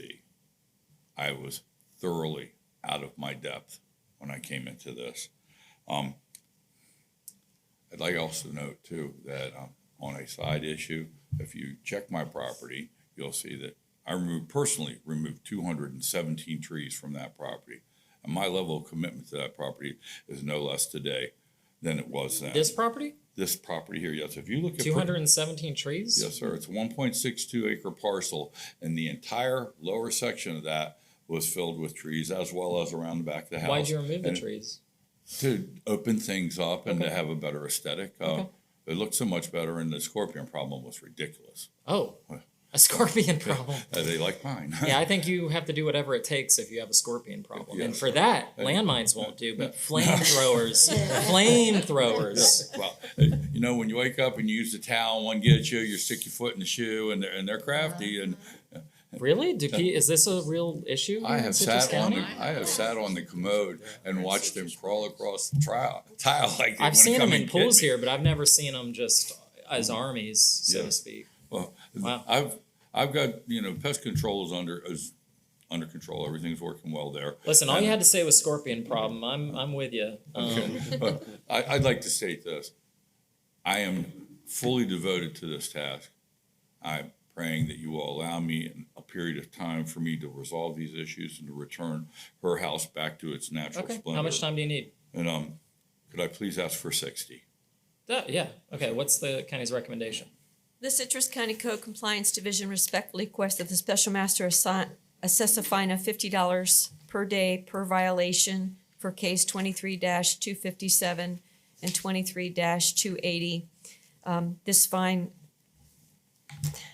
along with administrative costs, to begin after the date you deem sufficient to abate this violation. This amount is appropriate given the severity of the violation and the respondent's actions relative to this violation. We would also ask that the special master additionally find that it's the respondent's responsibility to contact the Code Compliance Division when the violation has been abated in order to allow for re-inspections for both. I'm going to allow 60 days on these cases because of the improvement that's been made as well as the testimony regarding disability. So I'll grant 60 days. I'll find a violation each case, grant 60 days to bring it into compliance, and if it's not brought in compliance as ordered, a $50 fine per day. Is there anyone from the public who wants to be heard on this case before I end the hearing? Okay, I don't see anybody. Good luck. Thank you kindly, sir. Thank you. And please let it be noted that because Pine Ridge Housing Association is also involved with this, I'm devoted to getting this done as quickly Oh, it's as in the possible. Pine Ridge POA? Yes, or- sir. Yes, sir. So as it Oh, yeah, stands they'll right come now. after you. All right, good luck. Thank you. Have a good day. Next case on the day's agenda, Jules A. Caprio Jr., case number 2023-304, Code Officer Julie Wilkinson, page 9 of your agenda.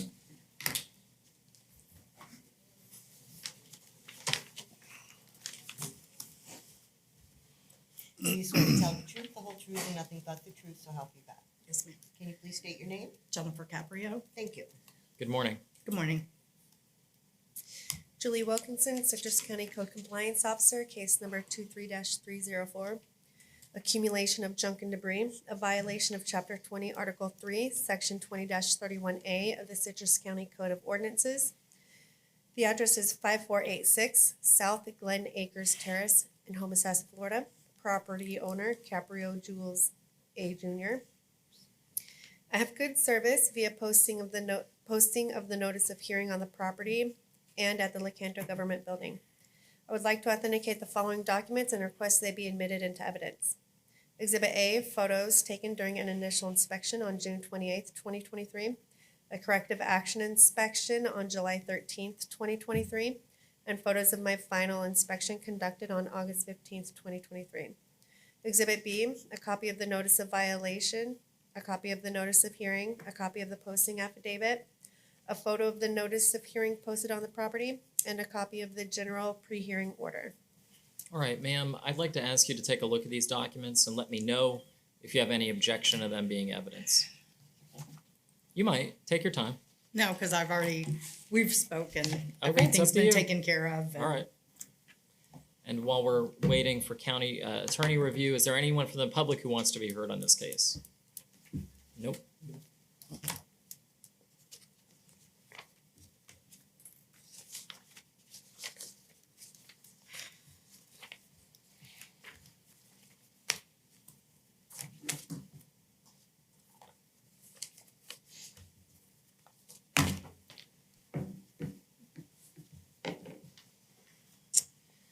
All right, without objection, what's been proposed as exhibits A and B are evidence.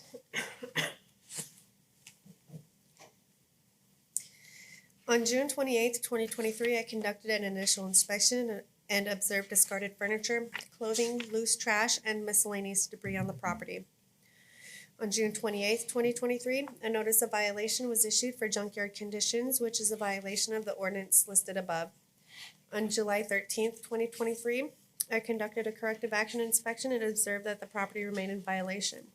As of my final inspection on August 15th, 2023, the property remains in violation. I have had contact with the property owner, and she has consolidated the trash into bags, and she has said that it is going to be removed today. But unfortunately, it was still there yesterday, so here we are. What do you have to say? Well, I vacated the premises in November because the house was sold. Okay. And then, What do you mean sold? Like quotes? because when my dad passed away, so in the will, he asked for me to sell his property and distribute the money to And the it was- grandchildren. Okay. So, Was it sold? 3 days before signing, the lender backed out. Okay. So I had already moved. I live an hour and a half away. So I had already moved, but I was keeping up with the property. And then, Are you the personal representative? yes, sir. Okay. Yes, All right. sir. Okay. So my daughter took over the property as the realtor, and we found somebody to buy it. We close tomorrow, but I had not been out there since May, and that's my fault. I mean, wasn't paying attention. I didn't know the property had looked like that junk had been put out there. Okay. And then when my daughter and I went out there Thursday of last week, and I saw her sign in the, So if I give you 15 days, well, the yard is completely. it looks okay. But if I give you 15 days, that's enough time. Yeah. It's more than enough. Yeah, because I paid on Monday for, Waste Management to come and pick it up, and their pickup is today. What's the county's recommendation? The Citrus County Code Compliance Division respectfully requests that this special master assess a fine of $100 per day, along with the administrative costs to begin after the date you deem sufficient to abate this violation.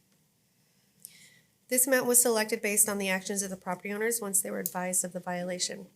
We would also ask that the special master additionally to find that it is the respondent's responsibility to contact the Code Compliance Division when the violation has been abated in order to allow for reinspection. All right, ma'am, I do find that the property's in violation. I'll grant 15 days from today to abate the violation. There won't be a fine if it's brought into compliance in that time, but please make sure you contact code enforcement to make sure they come and verify that it's been cleaned up. If it's not brought into compliance as ordered, a fine of $100 per day will be assessed. Yes, sir. Okay? Thank you. All right, thank you.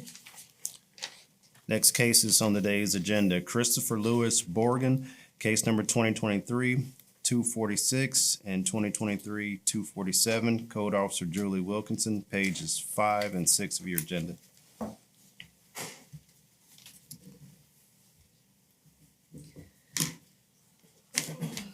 Julie Wilkinson, Citrus County Code Compliance Officer, case number 23-246, accumulation of junk and debris, a violation of Chapter 20, Article 3, Section 20-31A of the Citrus County Code of Ordinances, and case number 23-247, unlicensed inoperable vehicle, a violation of Chapter 20, Article 4, Section 20-41 of the Citrus County Code of Ordinances. The address is 8192 West Joni Lee Court in Homosassa, Florida. Property owner Borgen Christopher Lewis. I have good service via posting the notice of hearing on the property and posting at the Lecanto Government Building. I would like to authenticate the following documents and request they be admitted into evidence. Exhibit A, photos taken during an initial inspection on June 16th, 2023, a corrective action inspection on July 10th, 2023, and photos of my final inspection conducted on August 15th, 2023. Exhibit B, a copy of the notices of violation, a copy of the notices of hearing, and a copy of the notices of hearing posted on the property, a copy of the posting affidavit, and a copy of the general pre-hearing order. Okay. Is there anyone from the public who's going to want to be heard on this case? No response.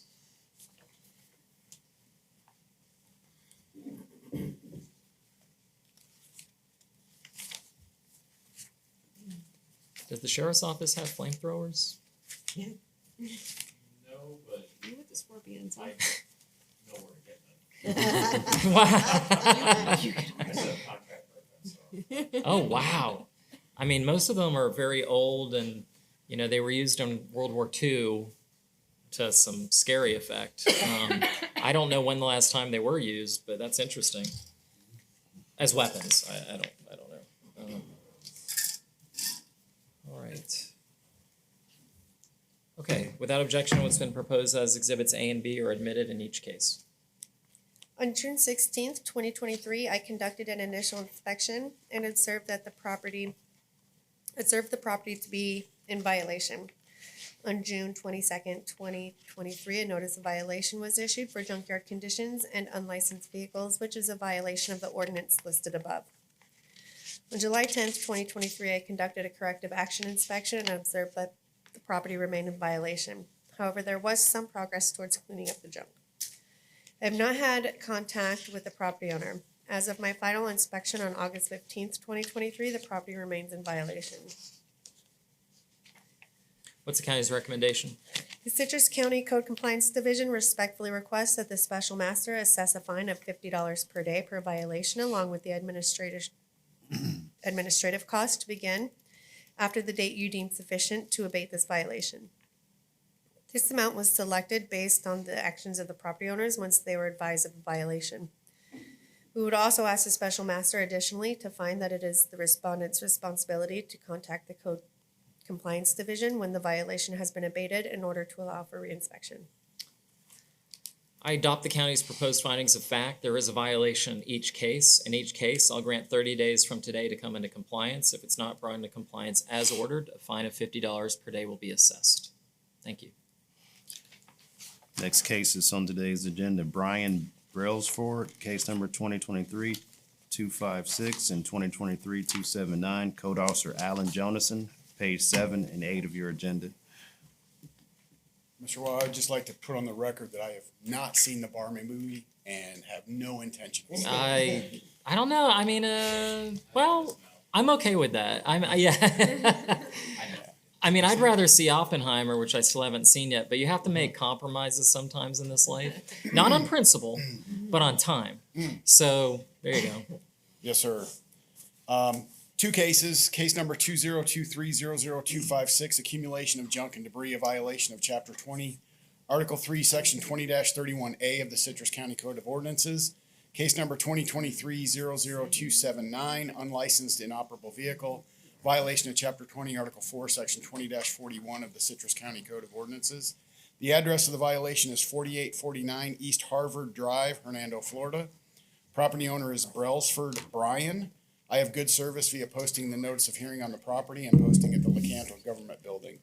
I would like to authenticate the following documents and request that they be admitted into evidence. Exhibit A, photos taken during my initial inspection on 22 June 2023, photos from my compliance inspection on 24 July 2023, and photos of my final inspection conducted on 15 August 2023. Exhibit B, a copy of the notices of violation, a copy of the notices of hearing, a copy of the posting affidavits, photos of the notice of hearings posted on the property, and a copy of the pre-hearing order. Okay. Is there anyone from the public who wants to be heard on this case? No. That's the junk. And that's the vehicle. Yeah. Mm-hmm. Okay, thank you. Without objection, what's been proposed as exhibits A and B in each case are admitted as evidence. On 22 June 2023, I conducted an initial inspection and observed the property to be in violation. On 22 June 2023, a notice of violation was issued for junkyard conditions and unlicensed vehicles, which is a violation of the ordinance listed earlier. On 24 July 2023, I conducted a compliance inspection and observed that the property remained in violation. I have not had contact with the property owner other than receiving a voicemail and returning the call and leaving a message of my own. As of my final inspection on 15 August 2023, the property remains in violation.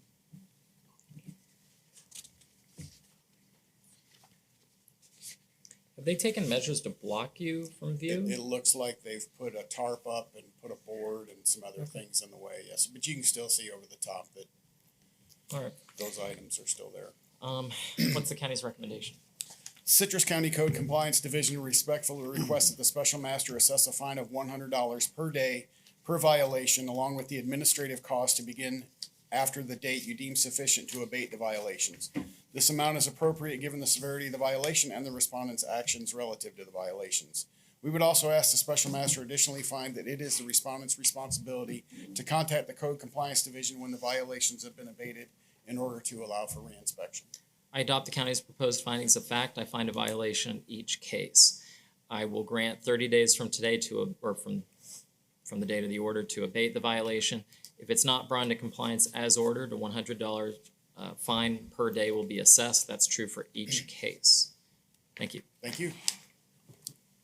Next case, Louise H. Gillespie, case number 2023-303, Code Officer Amy Becker, page 12 of your agenda.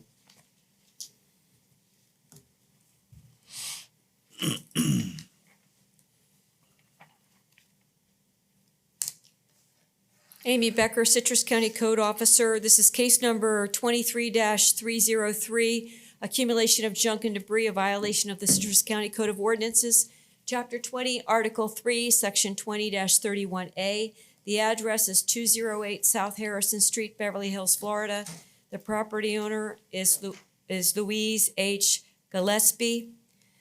I have good service via posting the property as well as the Lecanto Government Complex. I would like to authenticate the following documents and request that they be admitted to evidence. Photos taken during my initial inspection on June 28th, 2023. Photos taken on July 13th at my corrective action inspection. Photos taken on August 1st showing the posting of the property, and photos taken on my final inspection on August 15th, 2023. Exhibit B, a copy of the notice of violation, a copy of the notice of hearing, and a copy of the posting affidavit and the general pre-hearing order. Is there anyone from the public who wants to be heard on this case? Nope.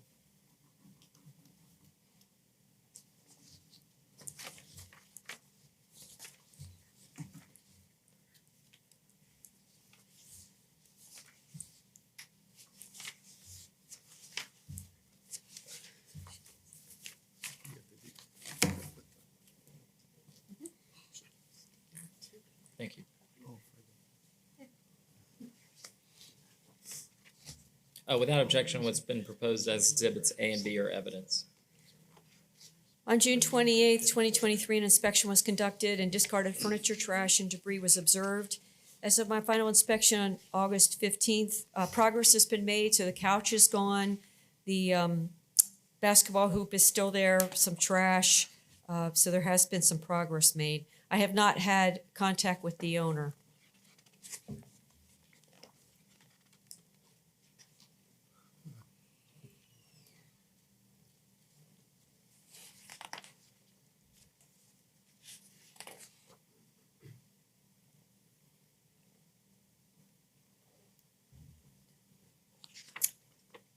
It actually seemed to look better on August 1st than it does on August 15th. Well, I guess it's because the trash was moved from the side to the front.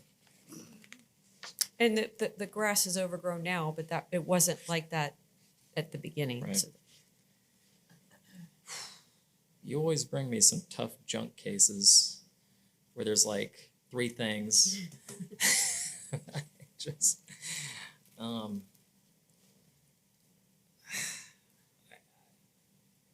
you're saying the basketball hoop is still out there It's to on the side? It's on, yes, it's to the right. And there's a piece of discarded, there's a piece of furniture under the, near the front door. Looks like a crib, I think. Yeah. I mean, it's just over the line. What's the county's recommendation? The Citrus County Code Compliance Division respectfully requests that the special master assess a fine of $50 per day, along with administrative costs to begin after the date you deem sufficient to abate this violation. This amount is appropriate given the severity of the violation and the respondent's actions relative to this violation. We would also ask that the special master additionally find that it's the respondent's responsibility to contact the Code Compliance Division when the violation has been abated in order to allow for reinspection. I do so find I adopt the county's other proposed findings of fact. The property is technically in violation. I'll grant, I'll give 30 days to abate it, and if it's not brought into compliance as ordered in 30 days, a fine of $50 per day will be assessed. Thanks. Thank you. Next case, Vicky L. Hart, case number 2023-476, Code Officer Julie Wilkinson, page 13 of your agenda.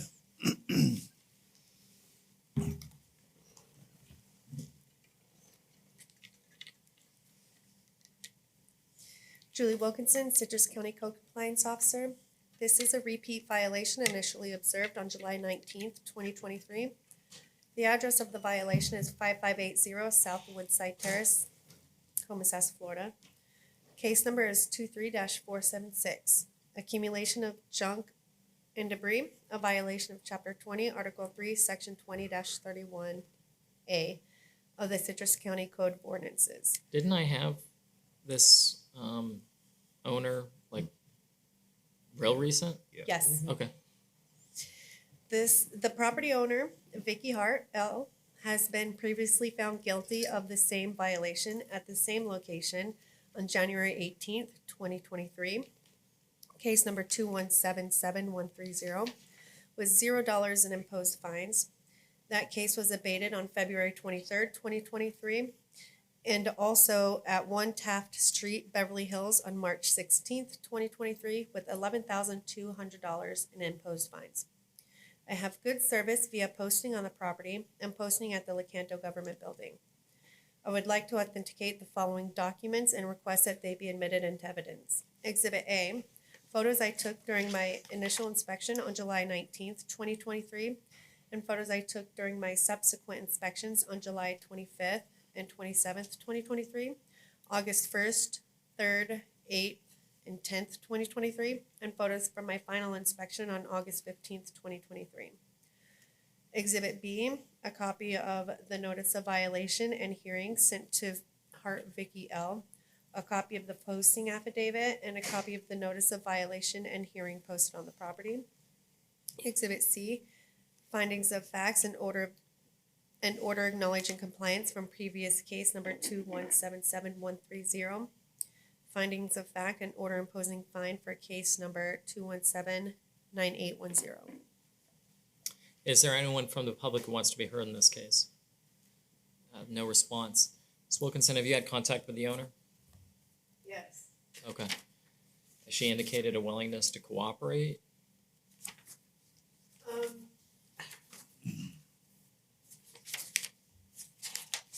She was not very pleasant on the phone. And it's her daughter that's living there, and her daughter kept telling me from the very beginning she'll get it cleaned up, but absolutely no progress has been made whatsoever. Were you the officer on the other cases? No, I was Okay. not.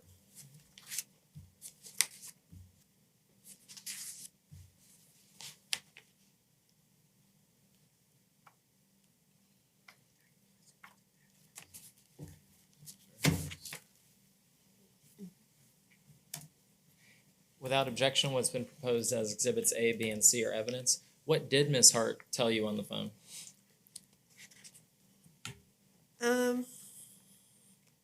She, I mean, if you want to, I mean, I'm asking, I don't. yeah.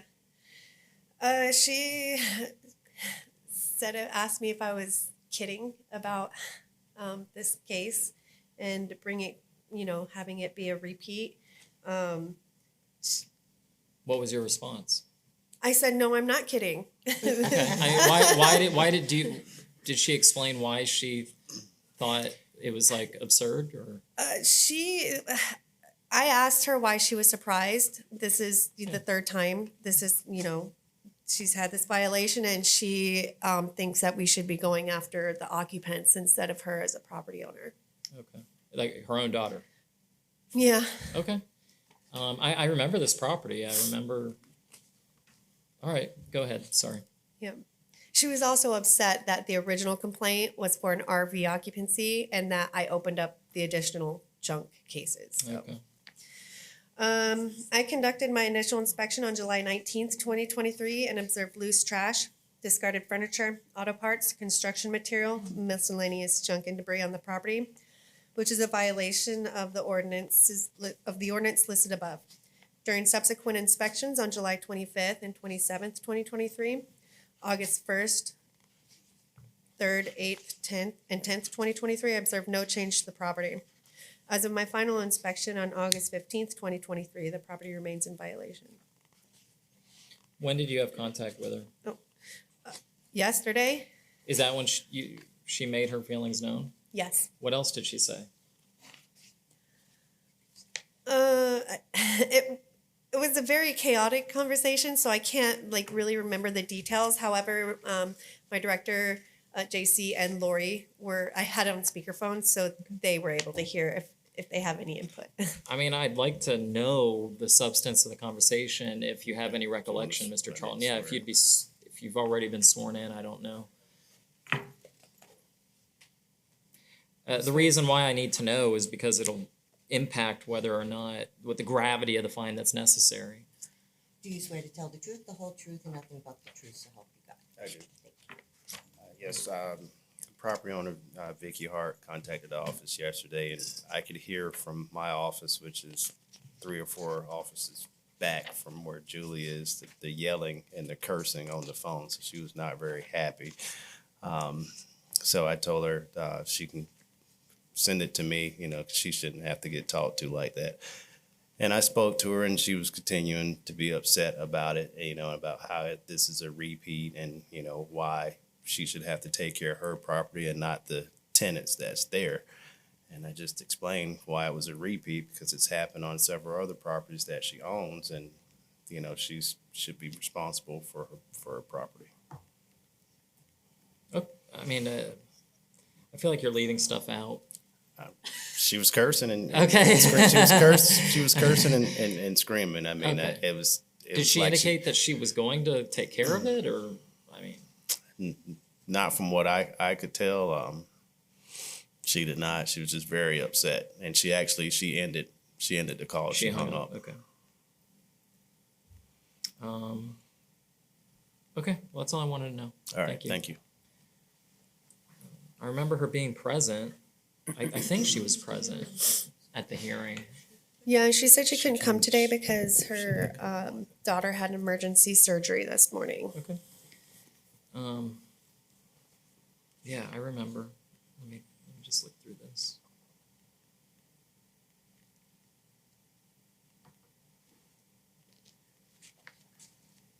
Okay, what's the county's recommendation? The Citrus County Code Compliance Division respectfully requests that the special master assess a fine of $200 per day, along with administrative costs, to begin on the date of the posting on the property, which was July 20th, 2023, and continue until August 15th, 2023. That would be 27 days at $200 per day, totaling $5,400. And a fine of $200 per day from this day forward until the violation is abated. We would also ask that the special master find that it is the respondent's responsibility to notify the Code Compliance Division when the violation has been abated in order to allow for reinspection.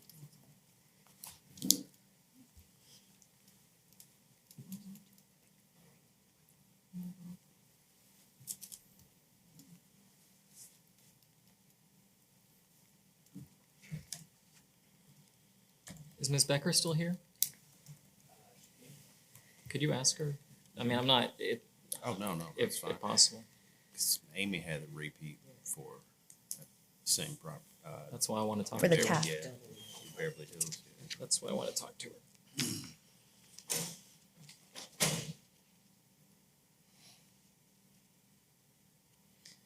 And Mr. Tron, you were the one who testified in the first case. Yes, sir. At that time, did she indicate a willingness to cooperate? Did you have any problems? Yes, she did, and actually it was 2 cases, and the first case she abated because it was RV occupancy, and she removed the RV, which abated it, and she made contact with me and let me on the property. We walked around the property, her and her daughter. Okay.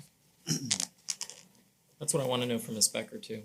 Just, it's relevant. You've only asked for $200 on the prior from the date of the posting, and then also from today's date forward, correct? Yes. Okay.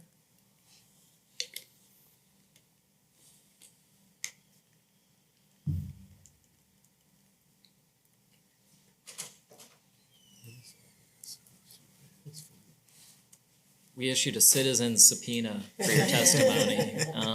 You thought you were done. Not a problem. Thanks for coming back. My understanding is that you were the code officer in case number 217-9810, Citrus County versus Kevin M. and Vicky L. Hart, 1 Taft Street, Beverly Hills, Florida. Do you remember this case? Oh, yes. Okay, why do you Yes. remember it so well? Because it's still in violation for the vehicle. So that there's a vehicle complaint that's out there. I don't have a photo of it right now, but that still remains in violation. And I'll probably be getting a junk call, about it. And I've had it for overgrown lawn. And the female at that residence was verbally abusive. The female at the residence who, At I guess 1 the owner's Taft. daughter, I don't know who it was Okay. because they did not identify themselves, but she came out on a scooter and just started she was yelling at me. And this was on This was on Well, 1 Taft. Well, this is a junk case. That was a junk case. I had junk for Taft, I had overgrown lawn for Taft, and untagged vehicle. So I've had different cases. I'd have to go back and research it because I've had. Well, it came in front of me, so I've got a copy of the order where I found that there was a violation, I guess in, appears to be March. Yeah, March of this year. And it's a junk case, 30 days, $100 per day. And then I see a copy of an order imposing fine on that. So you're telling me it hasn't been abated yet? I'd have to And it looks No, like it has not been abated. And it looks like the Hart's mailing address is in New York. There's been other testimony that her daughter resides at the property. So what kind of things was the occupant of the property saying to you? Calling me things that I don't want to say Names. here. Names? Yes. Okay. Like, get out of here and get off my property and just Scram? be Scram. stuff and, you Okay. know. All right. I can go I wrote it down. I can go get it if you want. I don't need specifics, I guess. I kind of get the gist of it. That's helpful to me. Thank you. Thank you. All right. Why did you only request $200 for going forward, given the facts? Well, because I wrote this script before yesterday, and I just don't want to be accused of retaliation Okay. and increasing the No, amount. that's fair. So- I appreciate that. That's a good, honest answer.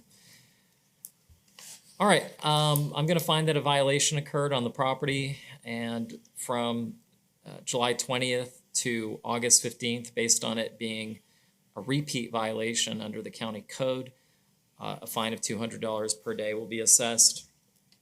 And from today's date forward, $350 a day until it's brought into compliance. Okay? Thank you. Thanks. Bless you. Bless you. Thank you.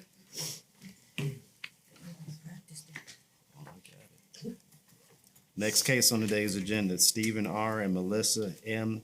Kuznarez. Case number 218-0519, Code Officer Cody McGuire, page 14 of your agenda.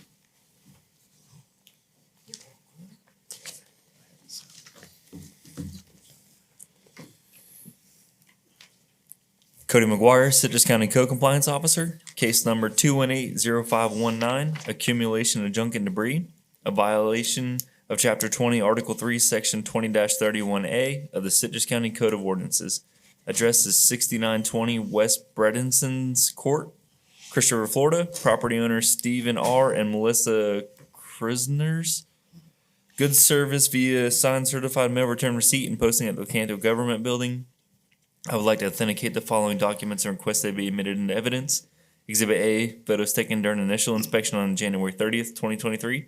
Corrective action inspection on March 13th, 2023. A follow-up inspection on June 27th and July 24th, 2023. And photos of my final inspection conducted on August 15th, 2023. Exhibit B, a copy of the notice of violation, copy of the notice of hearing, and a pre-hearing order. Is there anyone from the public who wants to be heard on this case? No response.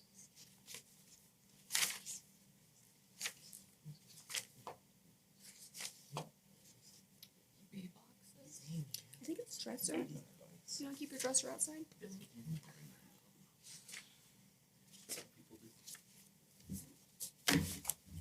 Thank you. Thank you. Exhibits A and B are evidence.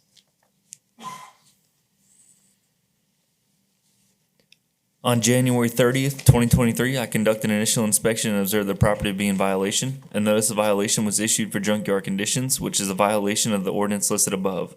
On March 13th, I conducted a corrective action inspection and observed the property remained in violation. I also had two follow-up inspections on June 27th and July 24th, 2023, leaving pink door hangers during those times. I've had no contact with anyone throughout, and as of my final inspection on August 15th, the property remains in violation. What's the county's recommendation? The Citrus County Code Compliance Division respectfully requests that the Special Master assesses a fine of $125 per day along with administrative costs to begin after the date you deem sufficient to abate this violation. This amount was selected based on the actions of the property owners once they were advised of the violation. We would also ask the Special Master additionally find that it's the respondent's responsibility to contact the Code Compliance Division when the violation has been abated in order to allow for a reinspection. Unless I'm missing something in the photos, it really looks like there's not much. There's the dresser and the trailer that's behind the, Right. it's really That's- not much. Okay. I adopt the county's proposed findings of fact. I do find that the property is in violation. I'll allow 15 days to abate the violation. If it's not brought into compliance as ordered, a fine of $125 per day will be assessed. Thank you. Thanks. Next case on today's agenda, Michael Lockett, case number 2023-173, Code Officer Julie Wilkinson, page 15 of your agenda. Julie Wilkinson, Citrus County Code Compliance Officer, case number 20173, accumulation of junk and debris. A violation of Chapter 20, Article 3, Section 20-31A of the Citrus County Code of Ordinances. The address is 7718 West Oxide Place in Homosassa, Florida. The property owner is Lockett Michael. I have good service via posting of the notice of hearing on the property and at the Lecanto Government Building. I would like to authenticate the following documents and request they be admitted into evidence. Exhibit A, photos taken during an initial inspection on June 1st, 2023, the corrective action inspection on July 3rd, 2023, and photos of my final inspection conducted on August 15th, 2023. Exhibit B, a copy of the notice of violation, a copy of the notice of hearing, a copy of the posting affidavit, a photo of the notice of hearing posted on the property, and a copy of the general pre-hearing order. Is there anyone from the public who wants to be heard in this case? Nope.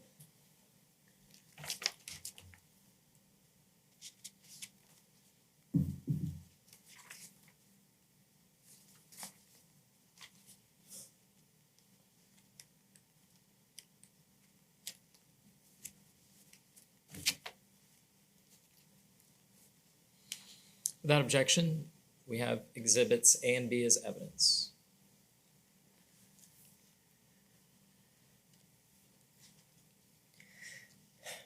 On June 1st, 2023, I conducted an initial inspection and observed discarded clothing, plastic jugs, totes, laundry baskets, furniture, suitcases, and miscellaneous junk and debris scattered throughout the property. On June 1st, 2023, a notice of violation was issued for junkyard conditions, which is a violation of the ordinance listed above. On July 3rd, 2023, I conducted a corrective action inspection and observed the property conditions had worsened. Have you had contact with the owner? Yes. And what has that contact been like? He said that he had recently bought the property and that he had squatters on there and he was trying to get the squatters out. Okay. As of my final inspection, August 15th, the property remains in violation. What's the recommendation? The Citrus County Code Compliance Division respects that the special master assess a fine of $200 per day, along with the administrative costs to begin after the date you deem sufficient to abate this violation. This amount was selected based on the actions of the property owners once they were advised of the violation. We would also ask the special master additionally to find that it is the respondent's responsibility to contact the Code Compliance Division when the violation has been abated in order to allow for reinspection. I see someone walking and, I see a couple people walking in some of these photos. Have you ever had contact with any of them? No, I have not. I don't know if they're the squatters or the neighborhood is not a very nice neighborhood. So I have avoided trying to talk to them.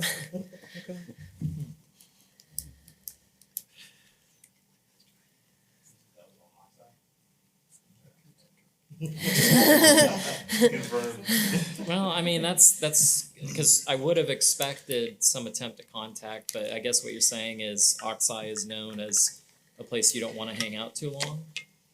Yeah. Okay. Yes. All right. I wonder why they would have bought it recently with a bunch of squatters on there. All right, I adopt the county's proposed findings of fact. I will grant 30 days from today to abate the violation, not knowing anything else. And if it's not brought into compliance as ordered, a fine of $200 per day will be assessed. Thank you. Next case, Carl Jeffrey Neal and Rhonda M. Walsh, case number 2023-266, Code Officer Alan Jonason, page 18 of your agenda.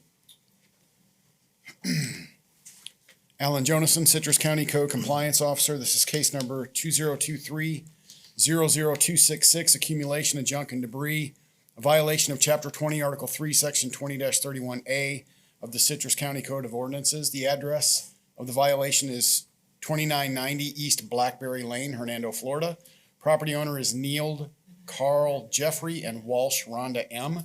I have good service via signed certified mail receipt and posting at the Lecanto Government Building.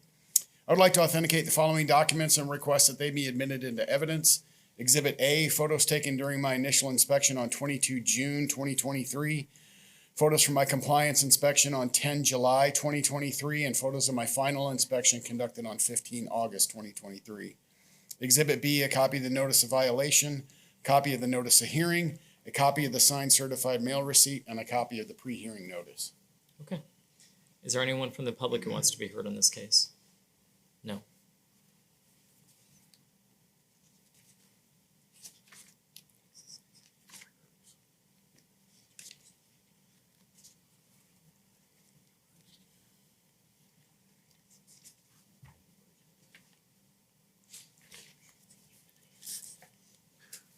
Exhibits A and B are evidence. Thank you.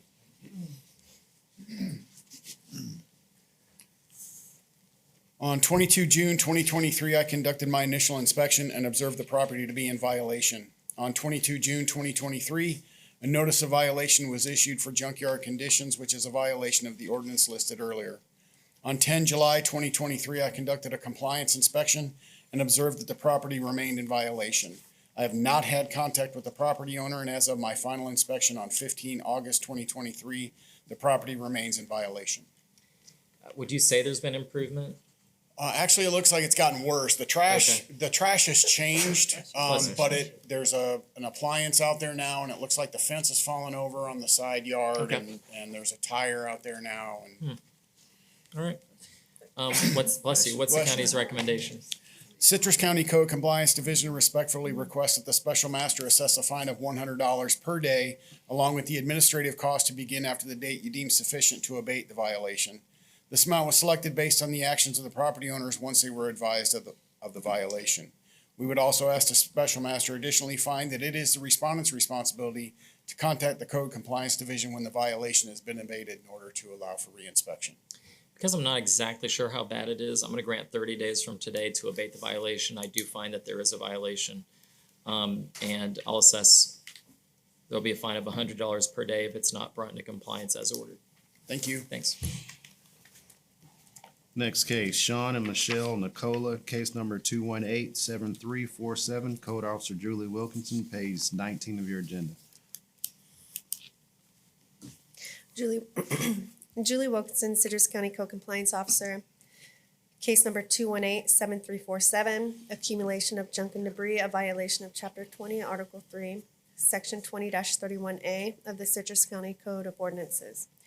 The address is 3851 South Sandpiper Terrace in Homosassa, Florida. The property owner is Sean and Michelle Nicola.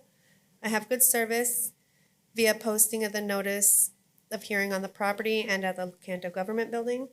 I would like to authenticate the following documents and request they be admitted into evidence. Exhibit A, photos taken during an initial inspection on April 26, 2023, corrective action inspection on May 30th, 2023, and June 30th, 2023, and photos of my final inspection conducted on August 15th, 2023. Exhibit B, a copy of the notice of violation, a copy of the notice of hearing, a copy of the posting affidavit, a photo of the notice of hearing posted on the property on August 2nd, 2023, and a copy of the general pre-hearing order. Is there anyone from the public who wants to be heard? There is no response.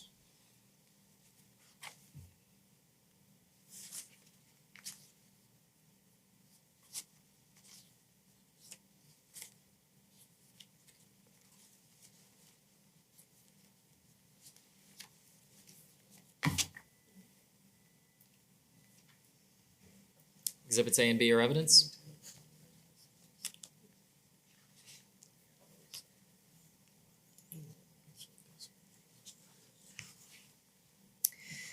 On April 26, 2023, I conducted an initial inspection and observed multiple bags of trash and miscellaneous debris on the property. On April 26, 2023, a notice of violation was issued for accumulation of junk and debris, which is a violation of the ordinance listed above. On May 30th and June 30th, 2023, I conducted corrective action inspections and observed the property remained in violation. As of my final inspection on August 15th, 2023, the property remains in violation. I have had contact with the property owner, and he has told me that he's going to fix it, and he removed some stuff, then some new stuff comes, and he says he doesn't have, someone keeps stealing his trash cans, and that's why the trash is all piled up. Okay. That's it. What's the county's recommendation? The Citrus County Code Compliance Division respectfully requests that the special master assess a fine of $100 per day, along with the administrative costs to begin after the day you deem sufficient to abate this violation. This amount was selected based on the actions of the property owners once they were advised of the violation.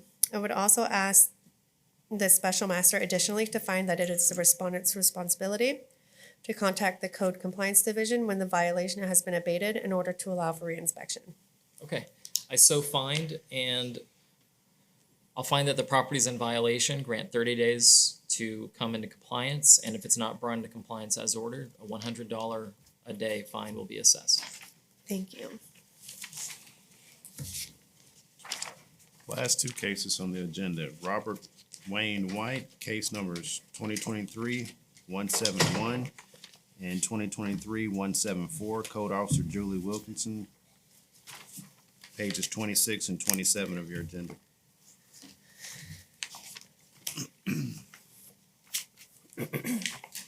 Last one, fast one. I'll try. Julie Wilkinson, Citrus County Code Compliance Officer, case number 23-171. Accumulation of junk and debris, a violation of Chapter 20, Article 3, Section 20-31A of the Citrus County Code of Ordinances.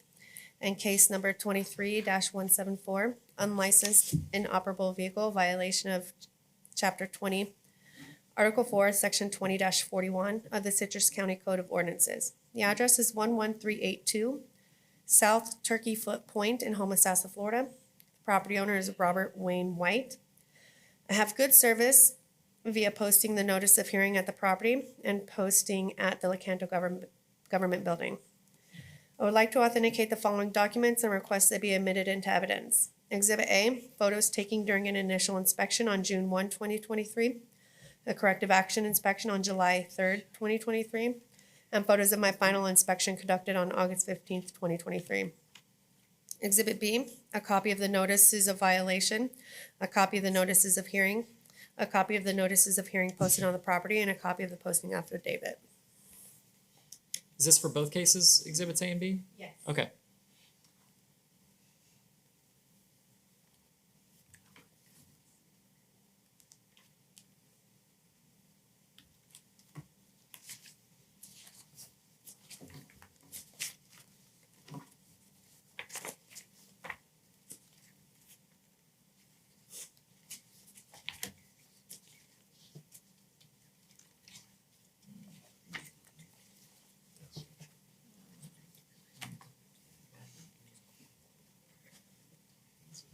Thank you.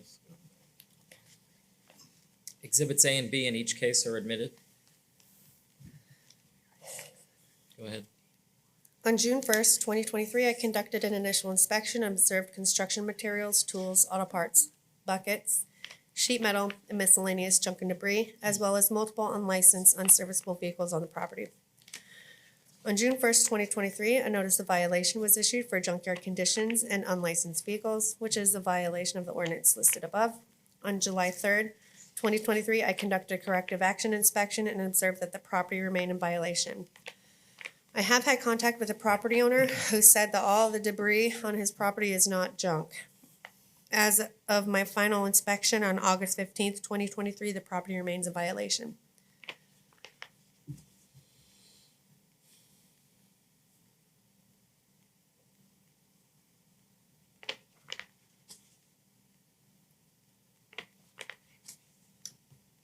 Does the owner concede that some of it is junk? No. He says He- all of it is like useful and, Yeah, I think he's a scrapper, and he does, I don't know what he does for a living, but I apparently mean, do he you think uses it. any of this stuff is not junk? Like the fencing? Well, even if it's not junk and it is usable, it's not stored properly.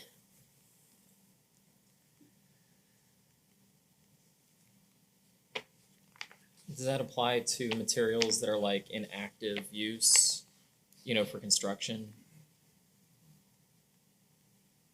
Oh, I'd have to. You know what I mean? I mean, I don't think that's the case here. I'm just Yeah. curious. Okay.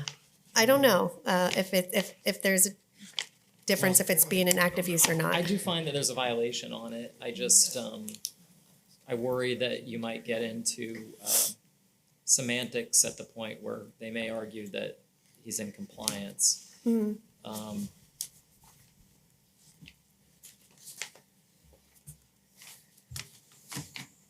All right, what's the county's recommendation? The Citrus County Code Compliance Division respectfully requests that the special master assess a fine of $200 per day per violation, along with the administrative costs to begin after the date you deem sufficient to abate this violation. This amount was selected based on the actions of the property owner once they were advised of the violation. We would also ask the special master additionally to find that it is the respondent's responsibility to contact the Code Compliance Division when the violation has been abated in order to allow for reinspection. I think it's gonna take a while to clean this up. Do you know how big the parcel is? Not off the top of my head. I mean, what would your guess be? Maybe half an acre. And what does, do you have any other experience with this owner? He was nice initially, walked me around the property, let me take photos of areas in the back that I couldn't see from the street. Then he was a little upset, but then he became nice again on subsequent visits. When I spoke with him the other day, he was asking about putting up a fence and with the privacy screening to obstruct all the junk to hide it. And I told him that wouldn't abate the violation. But of course, he's allowed to put up a privacy fence, you know. But I don't think he has any intentions to remove any of that stuff. Okay. Do you know if the county has any prior experience with this owner on other cases? From my research, there is not. Okay. All right. I'll find that there is a violation in each case and adopt the county's proposed findings of fact. In the unlicensed vehicle case, I'll grant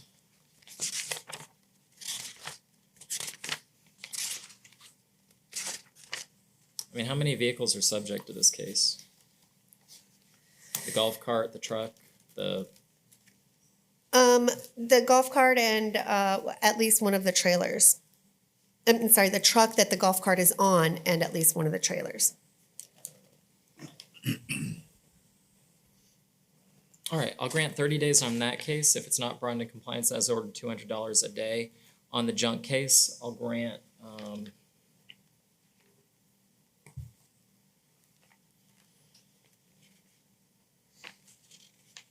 it's just a lot. 60 days to come into compliance, otherwise a fine of $200 per day. Thank you. And that's it. Are there any other cases or items to be addressed on the agenda? All right, then the time is 11:45-ish. This hearing is adjourned.